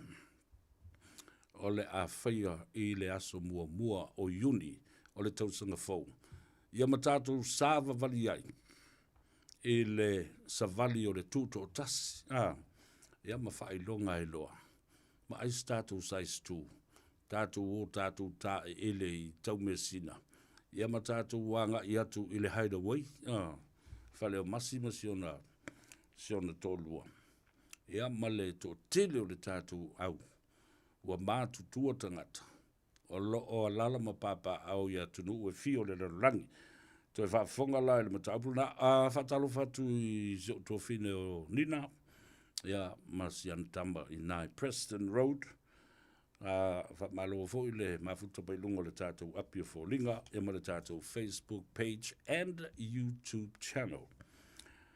Whasisilanga, toi whaafonga iai, ale au o motaa, ma le mafutanga o le kalapu o motaa. Lafio anga o motaa i Melbourne, Australia. Tātou siva tele le nā o le awhaia, wala ulia ai, uoma e masani, ia e maise fōi o ainga. Mai lātou sa lātou tau muri fōi le au la kapi o motaa. Ia, ma le tātou mafutanga i nā i Melbourne. Siva o le fundraising, o le awhoi e le asos fulma le ono, o le astona i o le vai aso lea. Lea i astona i o le vai aso nei. Ta tala le whai toa i le tau le fitu i le fiafi. Le luas fulma le lima tā la le ulufale. O le tau le a band, o le a whawhiwhia i a te oe. Ia, o le Banksia Garden Hall. O le hall le nā, Banksia Garden Hall i le tuatusi fitus fulma le tasi. Beachdale Parade, Broadmeadows in Melbourne. Ia tātusi o le ato telefonisi o atu e lango ia le tātou whamoe. Nau o mono o whailo atu ia le tātou whaia o ngā ulu.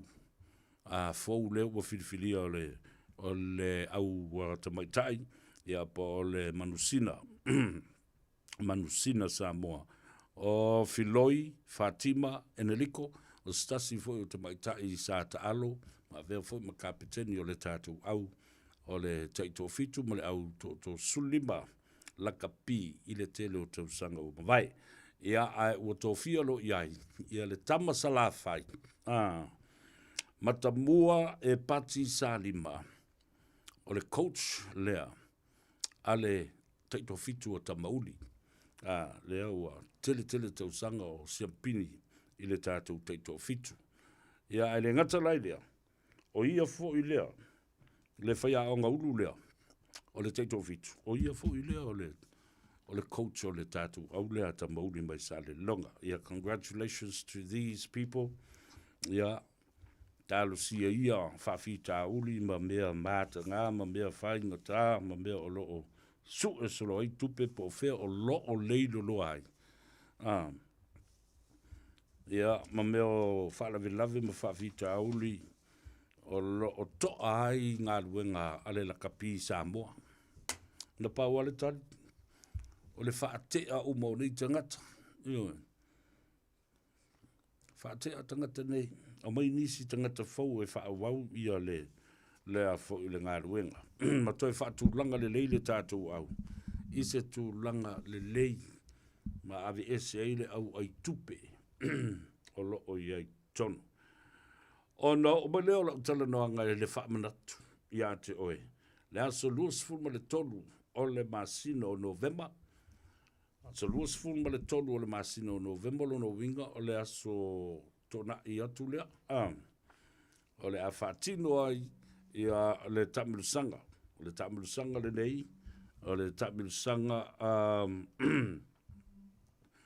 o le tamilusanga a Malisi. Marist International Sevens. O le a whaatino le na i le aso luas fuma le tolu o November. Lua fe luas fuma le wha. Ma le a whaatino le na i Manukau Rovers Malaya le na Manukau Rovers, ia, ale anga i ai foi, ia mani au malanga mai foi i Samoa, Tonga, Mafiti, ia mani au o New Zealand. Ale tātou woe mata ma mai moa i ai, i le nā foi i wha moe. No, o mai leo la utala noa, o le oi lea ua tātonu wa le, toi wha minute tali tu lai ono, o le a se le tātou porokalambe, ia tātou whaasisilanga masani le teimi leo le toi lima leo no. So o toi ma tātou talafou i vai whanua, fo i mai, wha wau le tātou porokalambe ngā Gagaifo Faiva le atunu ina ua manawa ngā ruenga i le. So, malo le ngā lue, malo le tau atai, malo fo i le lava papale ma le ono sai i ngā ruenga sa whia ngai mo utou i le nei aso. Ia a le la e nofo i tono le tāwale ma whaalongolongo mai. Whaamadui atu i atu to uma le au ave tāwale, ave pasi, ave loli, ave train, ave upa, ave courier. Ia ma ave valele. Ta ua tele le nā mea. Ia ai whautauta i lunga le ale tele. Le fua lata i le tau mawhanawhana ma le sama. Ia e tae fua le iwa o la lava e susulu mātu ngofie le la. Mau ai ma le taimi. I anga e fo e sunu sina barbecue i no fuanga fo lele e mapu i ai tangata lau tele pe o parks, beaches, ia, tulanga le na tauna iei le fiafi le nei. Ia, tātou o le malolonga fo i mai, tātou talafou i vai whanua.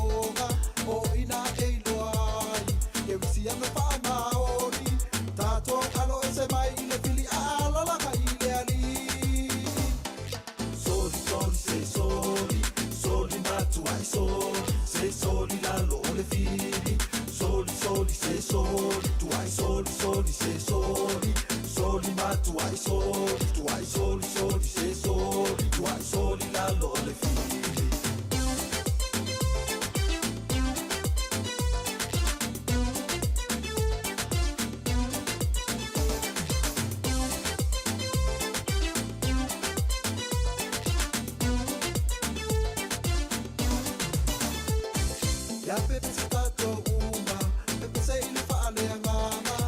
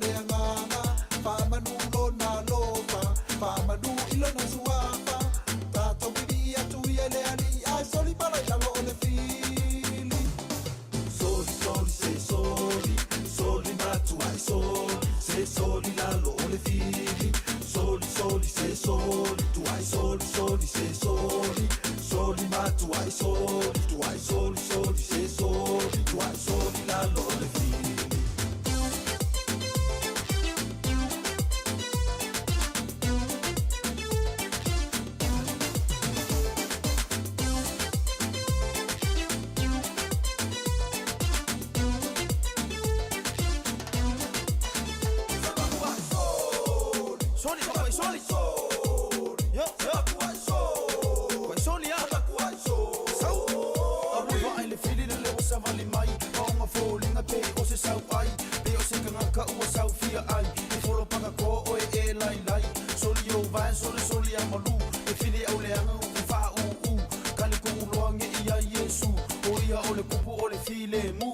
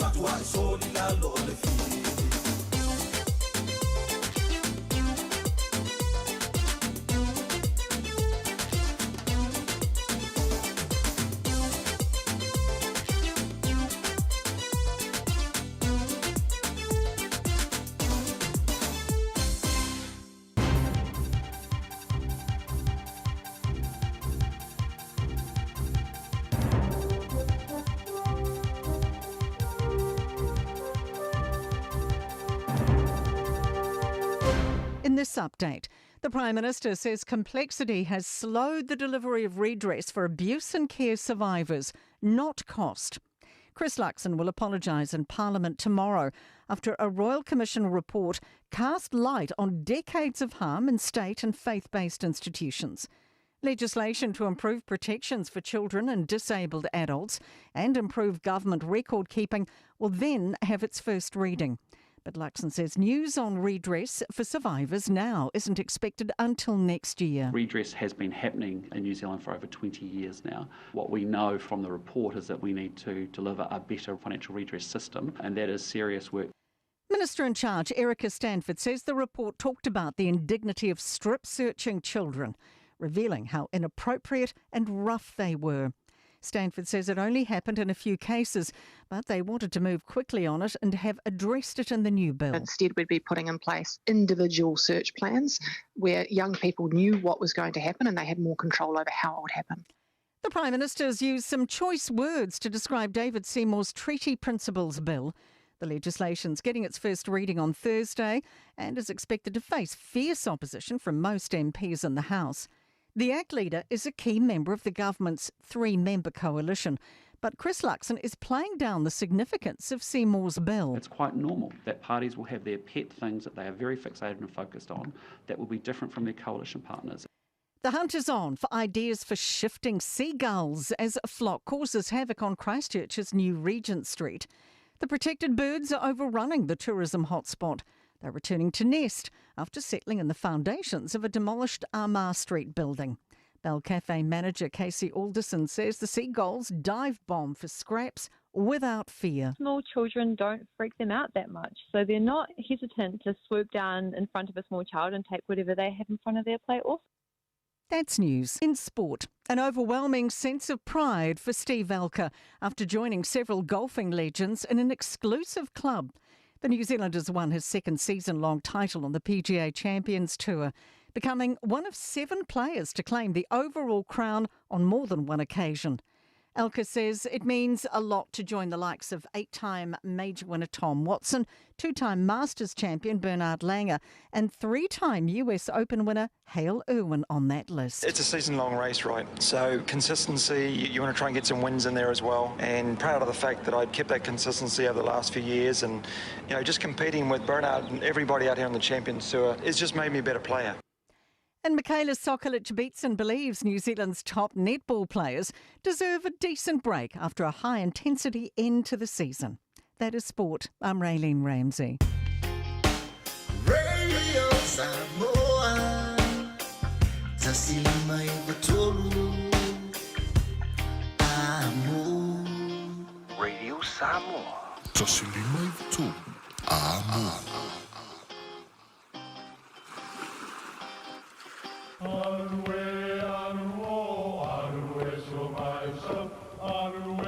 O Samoa o le atunu ua mai au na tofi. O le la au ua mai a o ngā tātulanga e le to e tau au whangaina. O le vai fo i ua malili ua mai a o na saiki. A o lau polo kalame o le vau filifili. Ua na o se toi wha amanatu. Ua na o se toi whangu ia ua nganuu Samoa. Mau upu ta oto, mau upu tu. E ala lea e ala ngā upu ma muanga ngana, ma le vau ngana.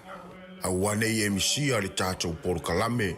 Iafi o aso lua ta itasi le itu la e valu i lunga o le Radio Samoa. Ia manu ia tele, lau mai moanga ma lau whaasaunga Samoa.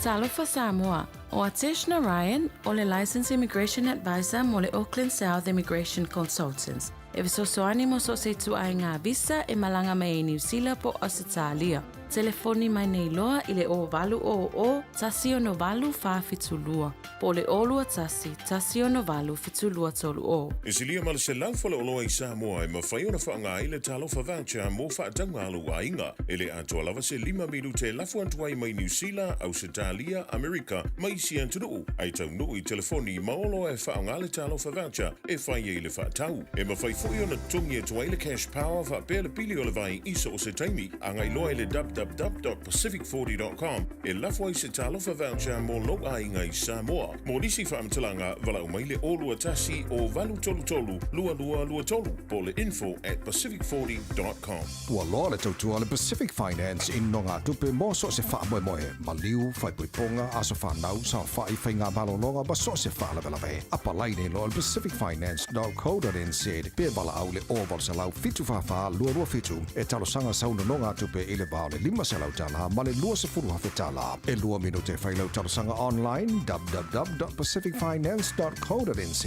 ai tasi le tu lai whatali e se tali e iai inga whabitoa pala au lo le Pacific Finance Limited i le oval sa lau fitu whawha lua fitu oval sa lau fitu whawha lua fitu. Tasi 5 i watolu amo Radio Samoa.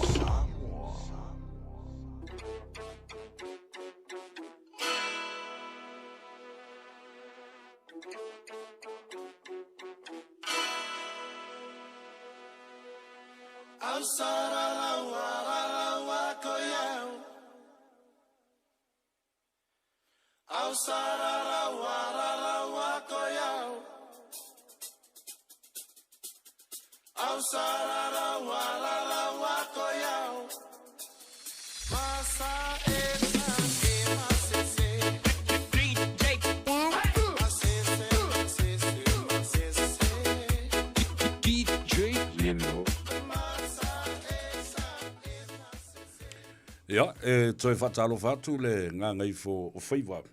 E le nei vaenga buri o le tātou porkalame na was furu minute le o te ai nei ia le tu la e ono. Whatalo whamalo ia te oi tu te mawhaiva alo whilima sa whengai ma le atunu le nei aso o whea fo i o laurangi. Alo o maua mai ai le au ranga ma le tautua. Ia, wha moe, ia lo wha pena. Ona manuia oe malau ngā ruenga o sia watinae. Ia wha pena fo i ia sio tau ainga. Ani fuafuanga luanu mamao. La wha tino. I le taimi o le kirisi masi ma le tausanga fau. Fe malanga inga fo i.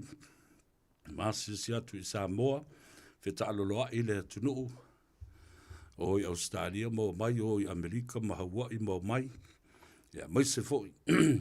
O le tuli matai o le ainga whatuatua i le atua Samoa ua tas i lana tali ngā malo i le lua vai aso o mua nei. Ia, a wale taunu mai. Ia, o le fionga le tamaitai paramia o le teitei fono. O le mamalu i Minsta, o le kapeneta, ia, mai se foi. O sui o le ainga o le whatuatua. Sui whaipule uma. Ia, o le ataua le nā, i le anga i mai. E asi mai au ki lani, ma whaamanatu ai fo i le whātau sanga ua tuanai. Talu o na whaavae i le whātuatua i le atua Samoa ua tas. O se matati o lea i le tala whaasoropito o Samoa. Ia, e mai se, talu mai le whā se fulu tau sanga. Ia, o pūlea i tātou. E le tau ina o tui le epa. Ia, whapea fo i le pati whaapawhai o le HRPP. Ia pea no o watu le vai asu na se ima vai atu nei, se umala le whaasisilanga tā ua le nei. O le whaasisilanga tā ua le nei e ta wala mai I le teitai. O le teitai whono lea, o le whatu, o le tātou mafutanga, o le Pacific Leaders Forum o po teitai o malo Laiti o le Pasifika. E lea o lo I Island Committee whafoi toro New Zealand nei. Ia o lo avea ai le tō whai a tele ai Edwin Puni ma teitai whono. Ma o le teitai whono fo I lea mō tangata atu motu o le Pasifika. Ai o le teitai whono o le tūpau Samoa. Ia lo se ei le fionga le alori ia whepuleai I semi whepuleai. E tā ua la le whasisilanga lea. Le ua mai nei. O lea ua longo mai. Talo fai. I mao se mea fo I tātou te patipati ai le anga le leo le atua. I le vave o na wha tamoe o le mata upule nei mo lo tea. I te tono o le mao tawhono ma le Parliament o New Zealand. Lena tātou wo umai ai. Mai ala whaitaunga mua. Whaitaunga lo na lua. Lena unanimous with unopposed from any other party in the Parliament. Au whaatasi uma. Lena tolo au lau ina ile tātou tolo launga luna lua lana, tolo launga luna lua lana, o le tātou pili o le citizen New Zealand mō Samoa. Lea la walongo mai, o le aso lulu o le vai aso fau. O le a tātou se e ai loa, e le aloa ia ina, o le whaitaunga lona tolo. That was very fast. And you see the process, I le vave o na o le tātou mata upu, I lona taunu unga. O le tatalo la le nā whaatau anau. Ia. E tatau na tātou malanga uma. Wa uti le taimi. Ai tatau na tātou malanga I Wellington e. I le vai aso fau.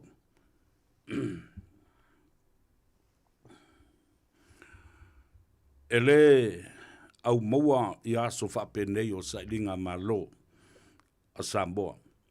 Le amana tua I pea I tala whaasolopito o le lalolangi ma le pale mene o New Zealand. Ua whailoa mai foi o le awhia ngai ia le toa whai a tele ai. Ma le polokalame o le aso I le poto ai o Samoa. Ai maise ai le whaafe pe a mai a le tō lau launga a le perestene, a le pale mene. La so tai au, le fono masani o le tātou tawhatolu, o le sailinga malo o Samoa, o le a tātou whelua iai, I le tu la sefulu se ia pa ia le tu la sefulma le lua. Tai au aso lua, aso sefulma le lua o November, lua whelua sefulu, mai o le a whaia lea I le portufono, te tue vai atu, le a whaia lea I le portufono,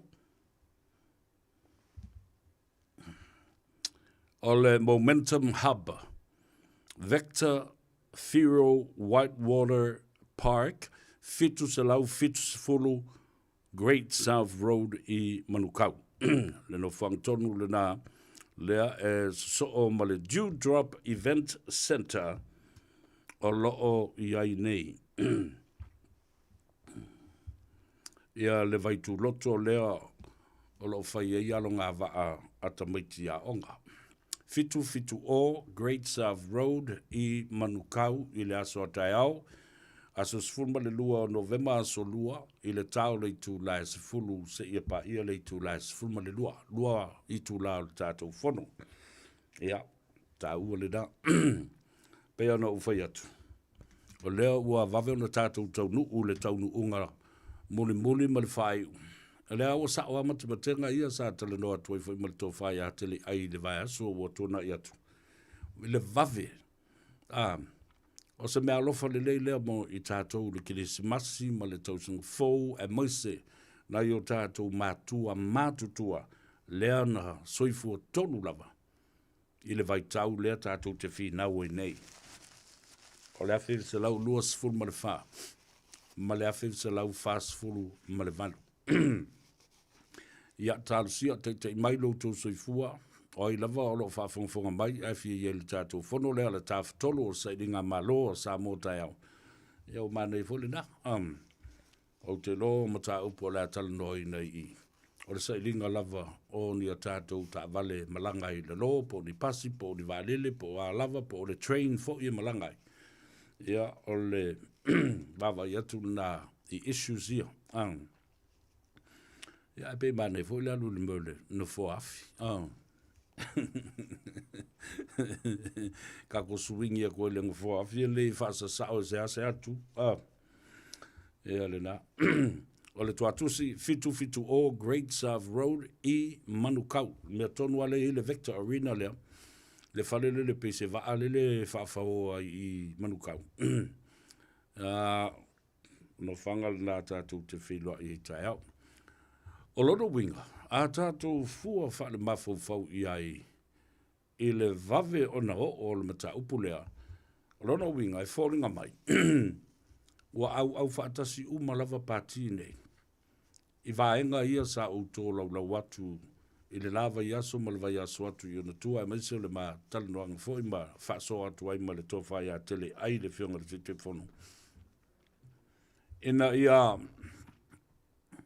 ave ese ai le teunga lea e toi whaalawelawe ai nisi sa tupunga mai surunga titi o mātua nei. Ma lea whewu sa lau loas fu mal whaasa yo, lea whewu sa lau whaas fu mal valu. Awane I o tātou toi whaalawelawe ai.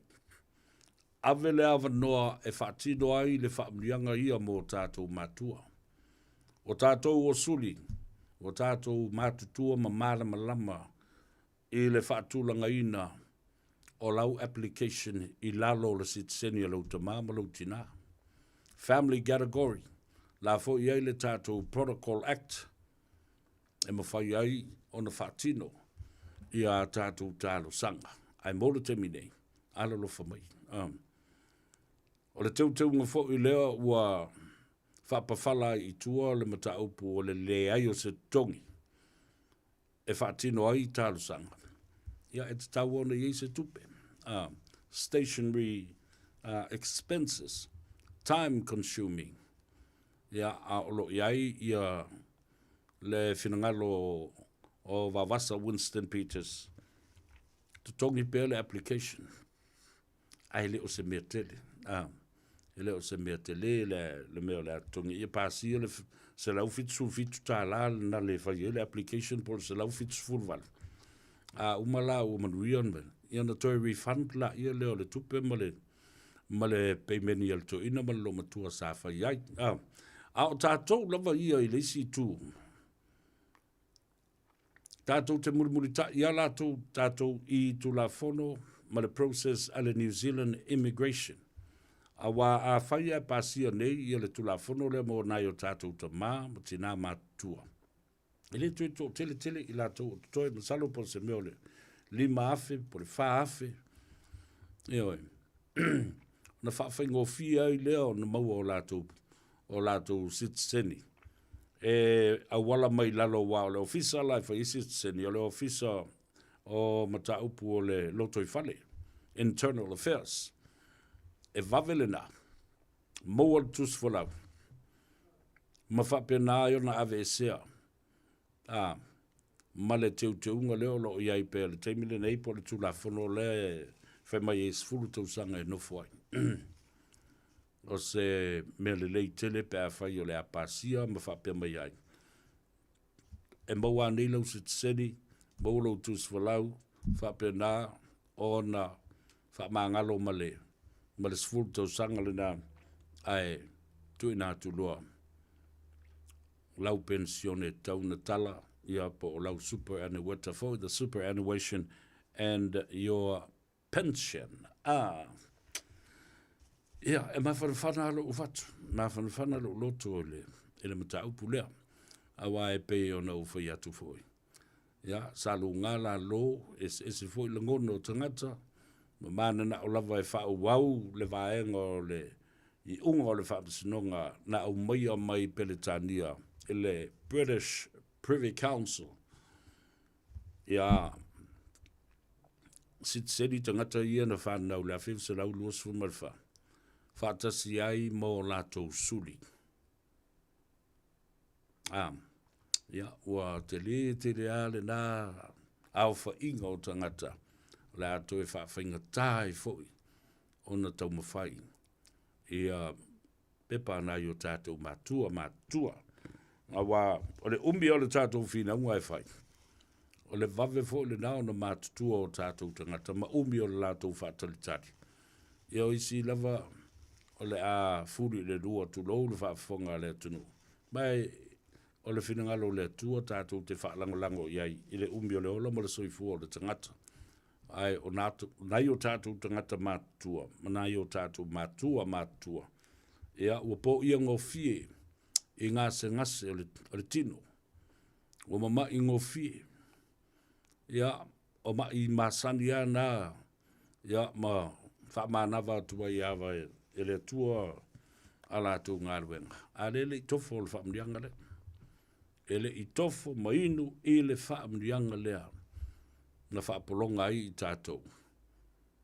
Ele malo o Peletania, e tawala atu i fita New Zealand. Pēno whai atu fo i le sistemi. Wao whina ngā nei, na te iwa tutu atu le malo New Zealand. Tutuli atu e Peletania. Ai tātou tele i wala ulia i lātou. E o kufua, ka o ngā kufua i Samoa, ma whaifu pisingi se Samoa lātou ia. A o mawhauwhaunga o tangata ia. O le taimi e manatu o se alofanga lātou te o mai ai. E pui tangatawa atu motu o le Pasifika e au fi aima Samoa. Ai leiro. It was expansion. It was expanding their own, empire. Ia la wo ba te bil nei la tātou te iei lalo taupulenga al malo Peletania. Tele me le anga fo i New Zealand na whai i tātou. Taunu uatu i o. E leisisi na whātu, mawhaatanga i nei o mai tono le atunu. Pasong ka whai fuaka ngaka la kou ia ma. Whai so, okule kula fongo, wakule kula fongo. Au mala ia lea na watula ia leo le va o le talune. So, you see, ladies and gentlemen, we have a long, sad history with the government of New Zealand. Avatu le talune, avatu e malfa mayoti, na mali li wai le fia afe mafe. Ko titi a tolu sfuru, tolu pasene, po le tasi vai tolu, o le whaitau a whai o tangata Samoa sa iei le nā waitau. E oki mea lesi ko inga ile ka nguru i fuilana lusi lo matua. Wala i se taimi e toe eli aini lua ma whaini tō ngā mau. Ta si i tangata ma whata atia i le awala. E lwako mele lori fo ile le pusa sa e ato i lunga tu lou whaafonga le atunu. Na ave la ia le i vai mea. Me tasi le lua ma le pūte le lava vātu le whaafonga mai le atunu. Ai pau e vai le lua foi o le afike i o. Talo whae na i o tātou tangata ma le whainga sa whaia. Nā la ia. O la ia le vai teimi o le to ino maldun. Ma tutuli ai tātou. I ta i whau. Dawn rates.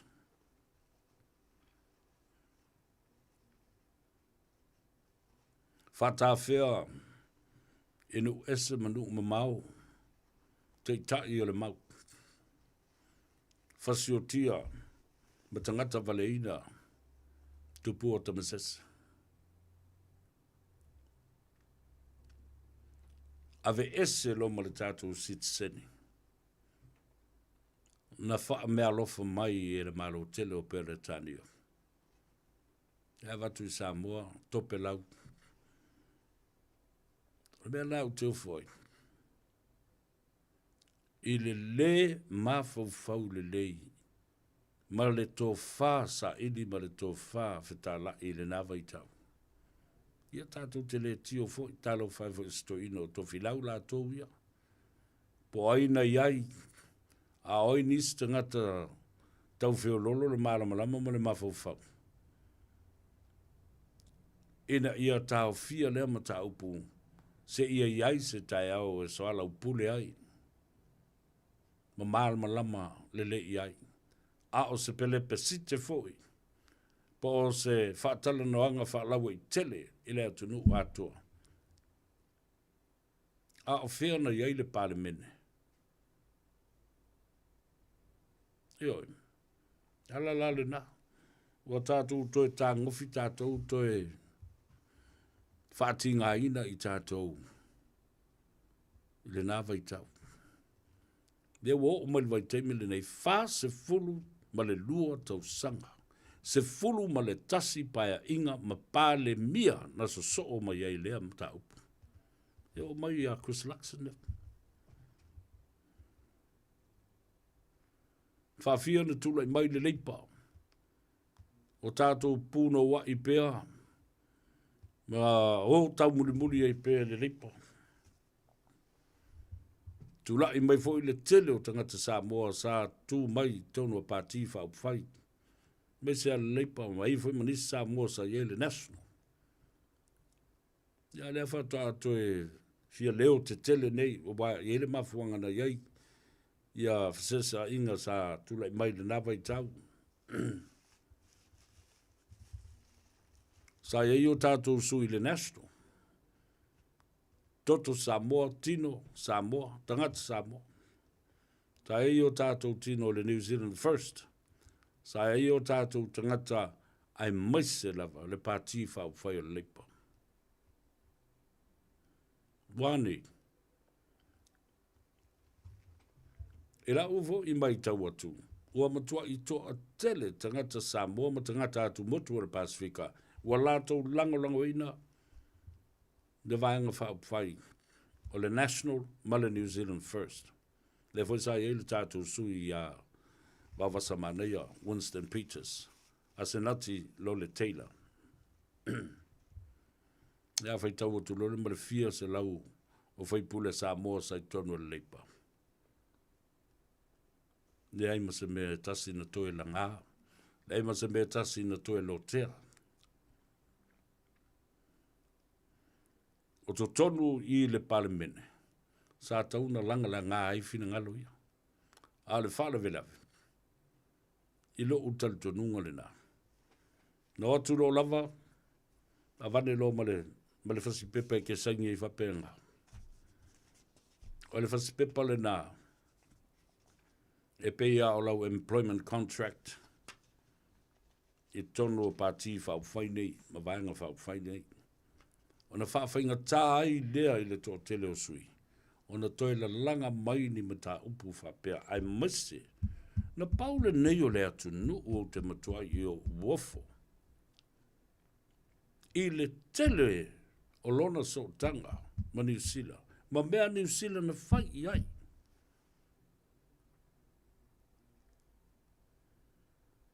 Ai le umai lava. Whalawe lave tula i mai e whea ngai ma Samoa. I le vā whea ngai ai lea. Ia, talo si ia. I le whaitaunga lona tolu i le vai aso. Vai aso fau. I le aso lulu le vai aso fau. Aso luas fulu le nao November wha maula u kalena.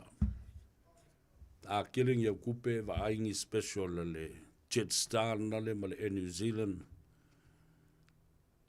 Va ai se special te oso tuai i le valele ma le tue sau. Pe vai se fala pu potonga o tangata.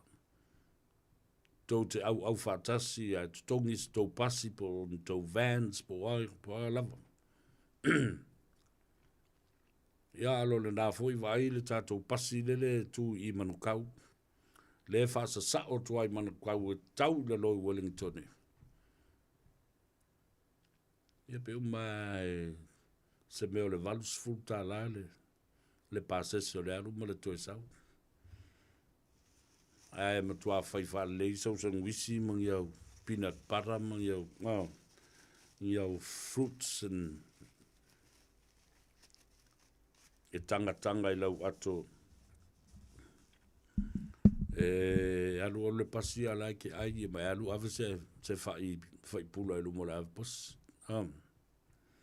ya na nisi lana fia anga ia tu le fono le atai au o le toatu sile na fitu o Great South Road I Manukau tau le tu las fulu I le tai au fa mau I lau kalena le anso lua se fulu o le masina o Novema aso lulu o le vai aso fou o le a angi o le a alo tuai le palemene o New Zealand I le faitaunga faiu o na o maila ia le I le mata upu e ta o le Royal Ascent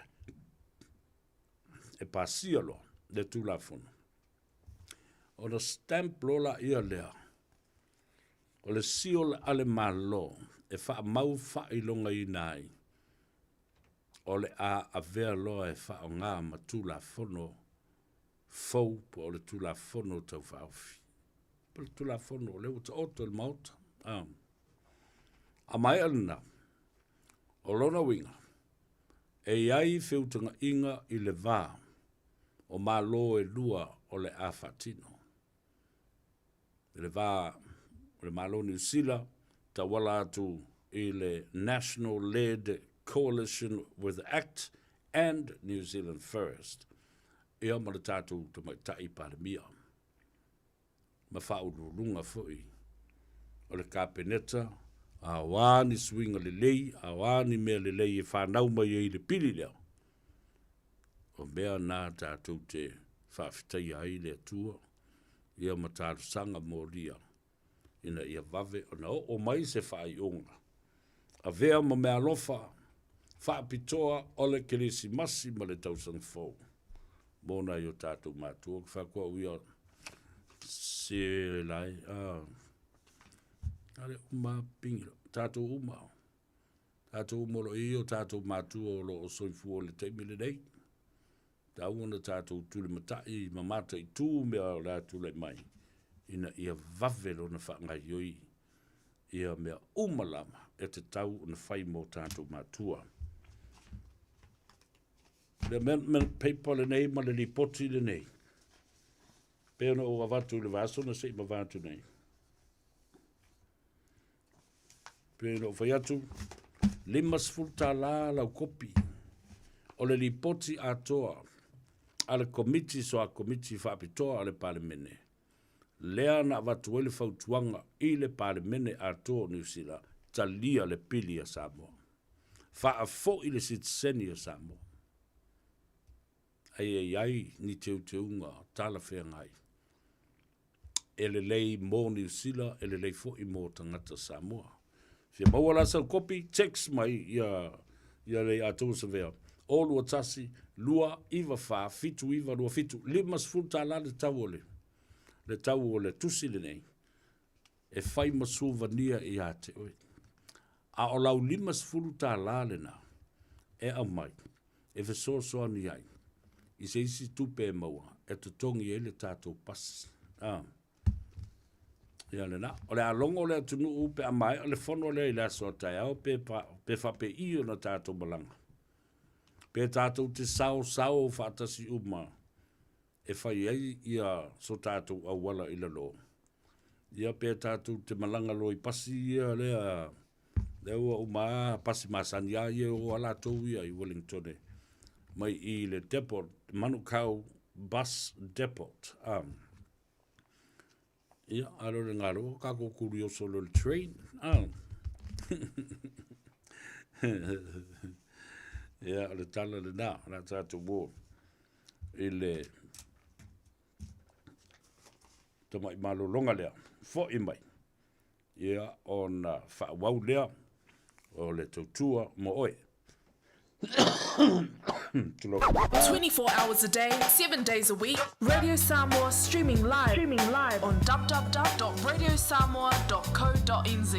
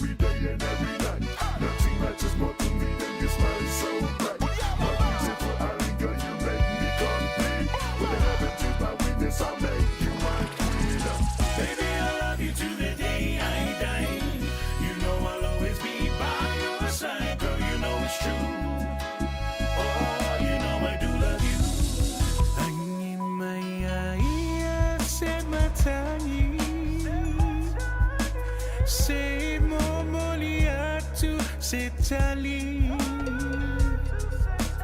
ya te ia o io e fi fata si pe ma e ilo unei nganga fi maua pe se ma futanga anale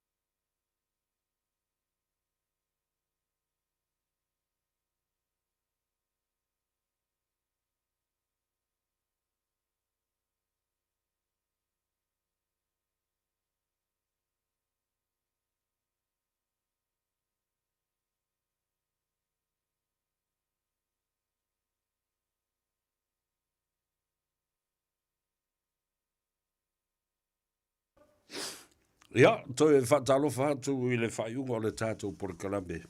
Ia, matawalunga fo iai ia Faiva o le atunuu ina ua ngā Gagaifo I le nei aso. Whaamalo ngā lue, whaamalo fo I le tauatai, I le tautua o whea lava o lo whaatino I lau tautua. Ia o le bea tāua le na. O whamele tala le tusi.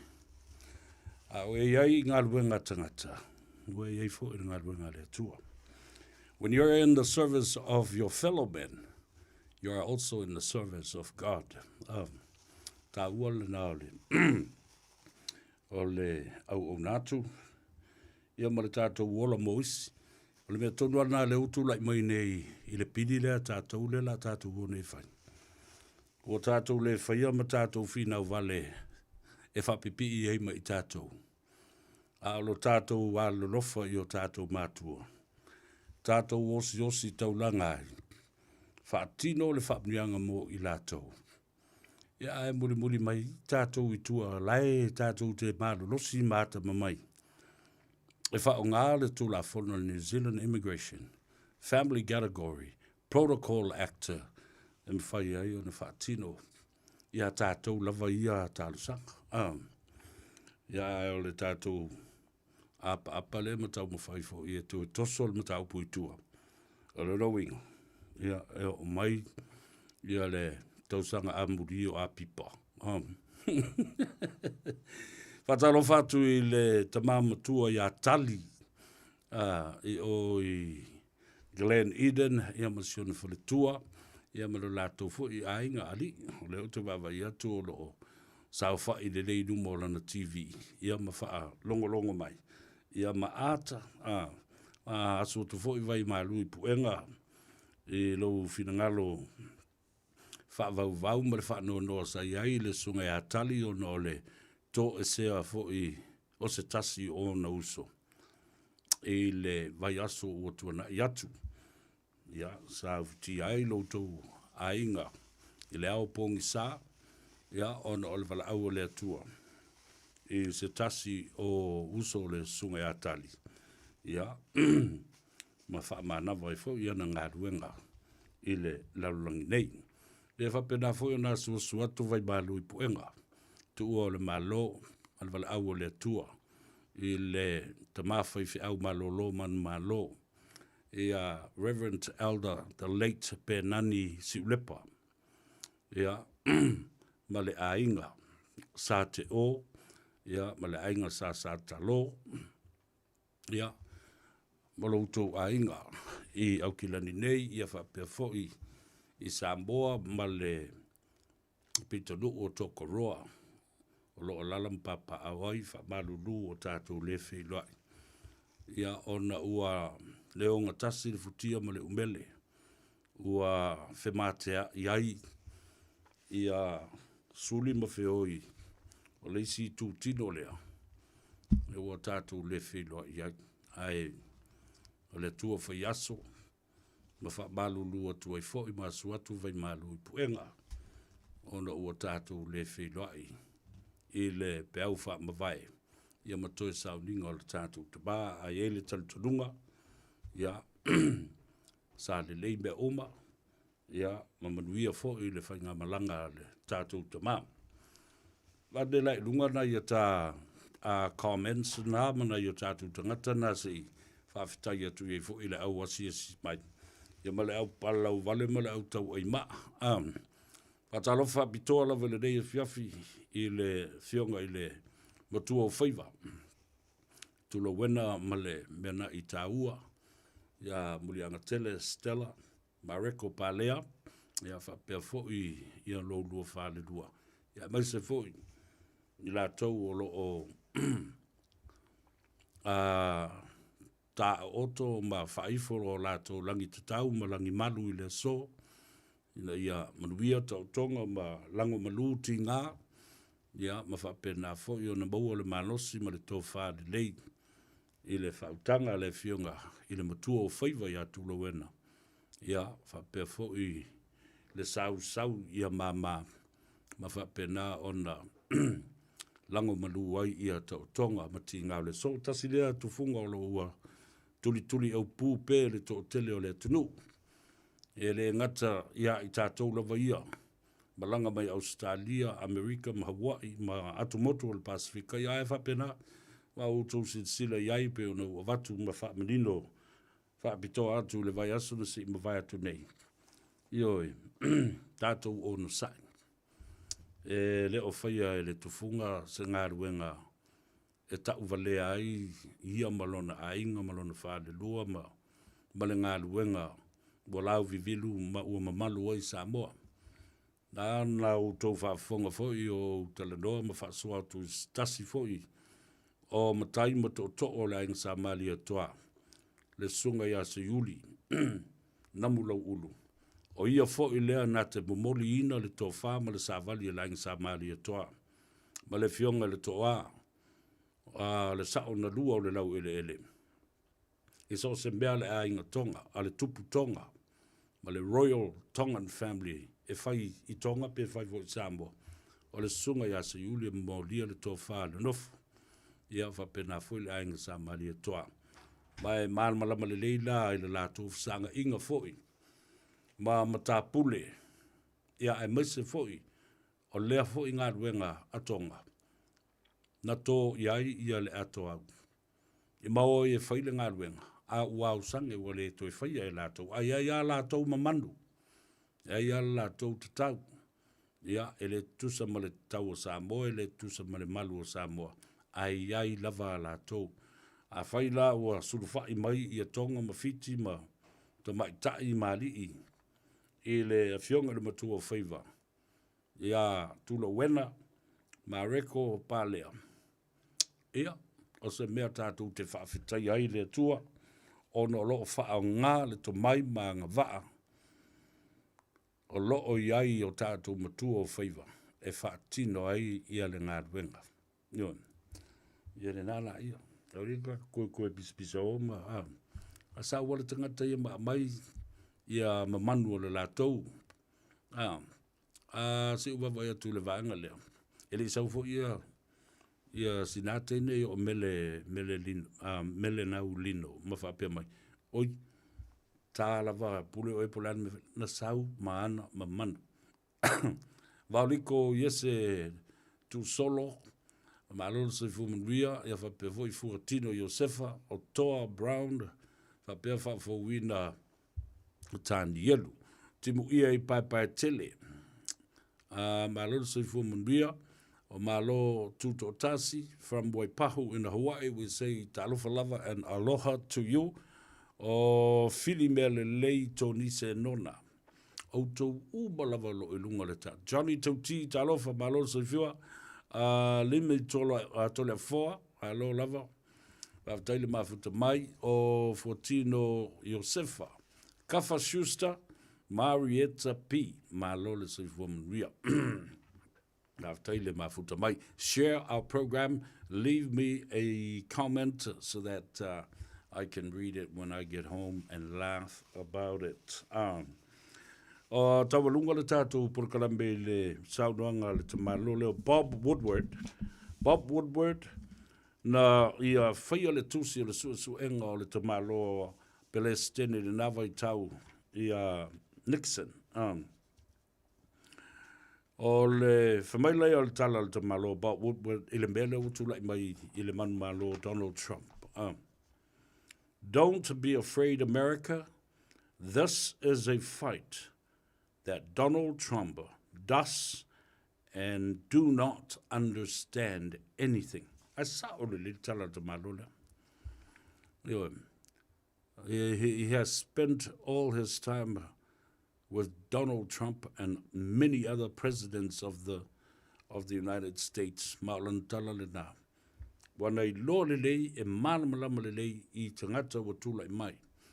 And America should be worried because Donald Trump is a threat to democracy and the rule of law. Ioi, ta sa'o tala le nā. O e mata le lei ma toi whaitau ma toi whaavasenga. Lo mafofau e ui a lewa tūlai mai, a o tō sisila nei la iai. O morianga uma whaasoli tūla whono, lea na moria ma wha mauni ai Donald Trump. Lea le alwatu loa, whai le mele ta o le self-pardon. E nofo a ia ma toi wha maangalo ia, nofo ia ma toi ato uma I whafo ia morianga, ma vaenga sa wha mauni ai lana soli tu la fono. Ia, tātou nofo mata ma vava ai iai. O leo o toe 5 minute o na tā leo le tu la e fitu. Ia, lo whagia le tua lo tō soifua, vai lo tusa fo so tātou manuia, tātou toe whenua I le aso tai au, le teip masani tā le tu la e wha, se ia pa ia fo I le tu la e fitu. Ina ua nganga ifo Faiva o Samoa. Ia, ma whapena fo I ona. Whamanuia atu wai ia te oe, ma lou malanga atu le fale, ina ia saunga le mū, ma tau nuu malefi le mū. Ia, ma alo atu se tau mawhitanga, a ka ele mua mua ia sa ui ai suri. Sunga, ia, ma fo I ma tātou whai ngā lotu, ma tāpua inga le fiafi, ia, manuia malolonga le pōna nei. Masalo fo I o le sunga ia sau, si u whanua o le au tō mafuta, po o le sunga fo I le ia wa o ia teito taleni, leo whalangu kupa o matua whangu warkanga. Eu faço vai no meio e essa o so fangua saúde e paka ku fa di i vo ngare skamikia le pesela e a lo fa tuai mo oi ele nei a o uli matau lunga tuai le a tau sa vea le nei lo fa tele mo oi mo lo ainga ya mduia malo longa o le nei fia fisa fua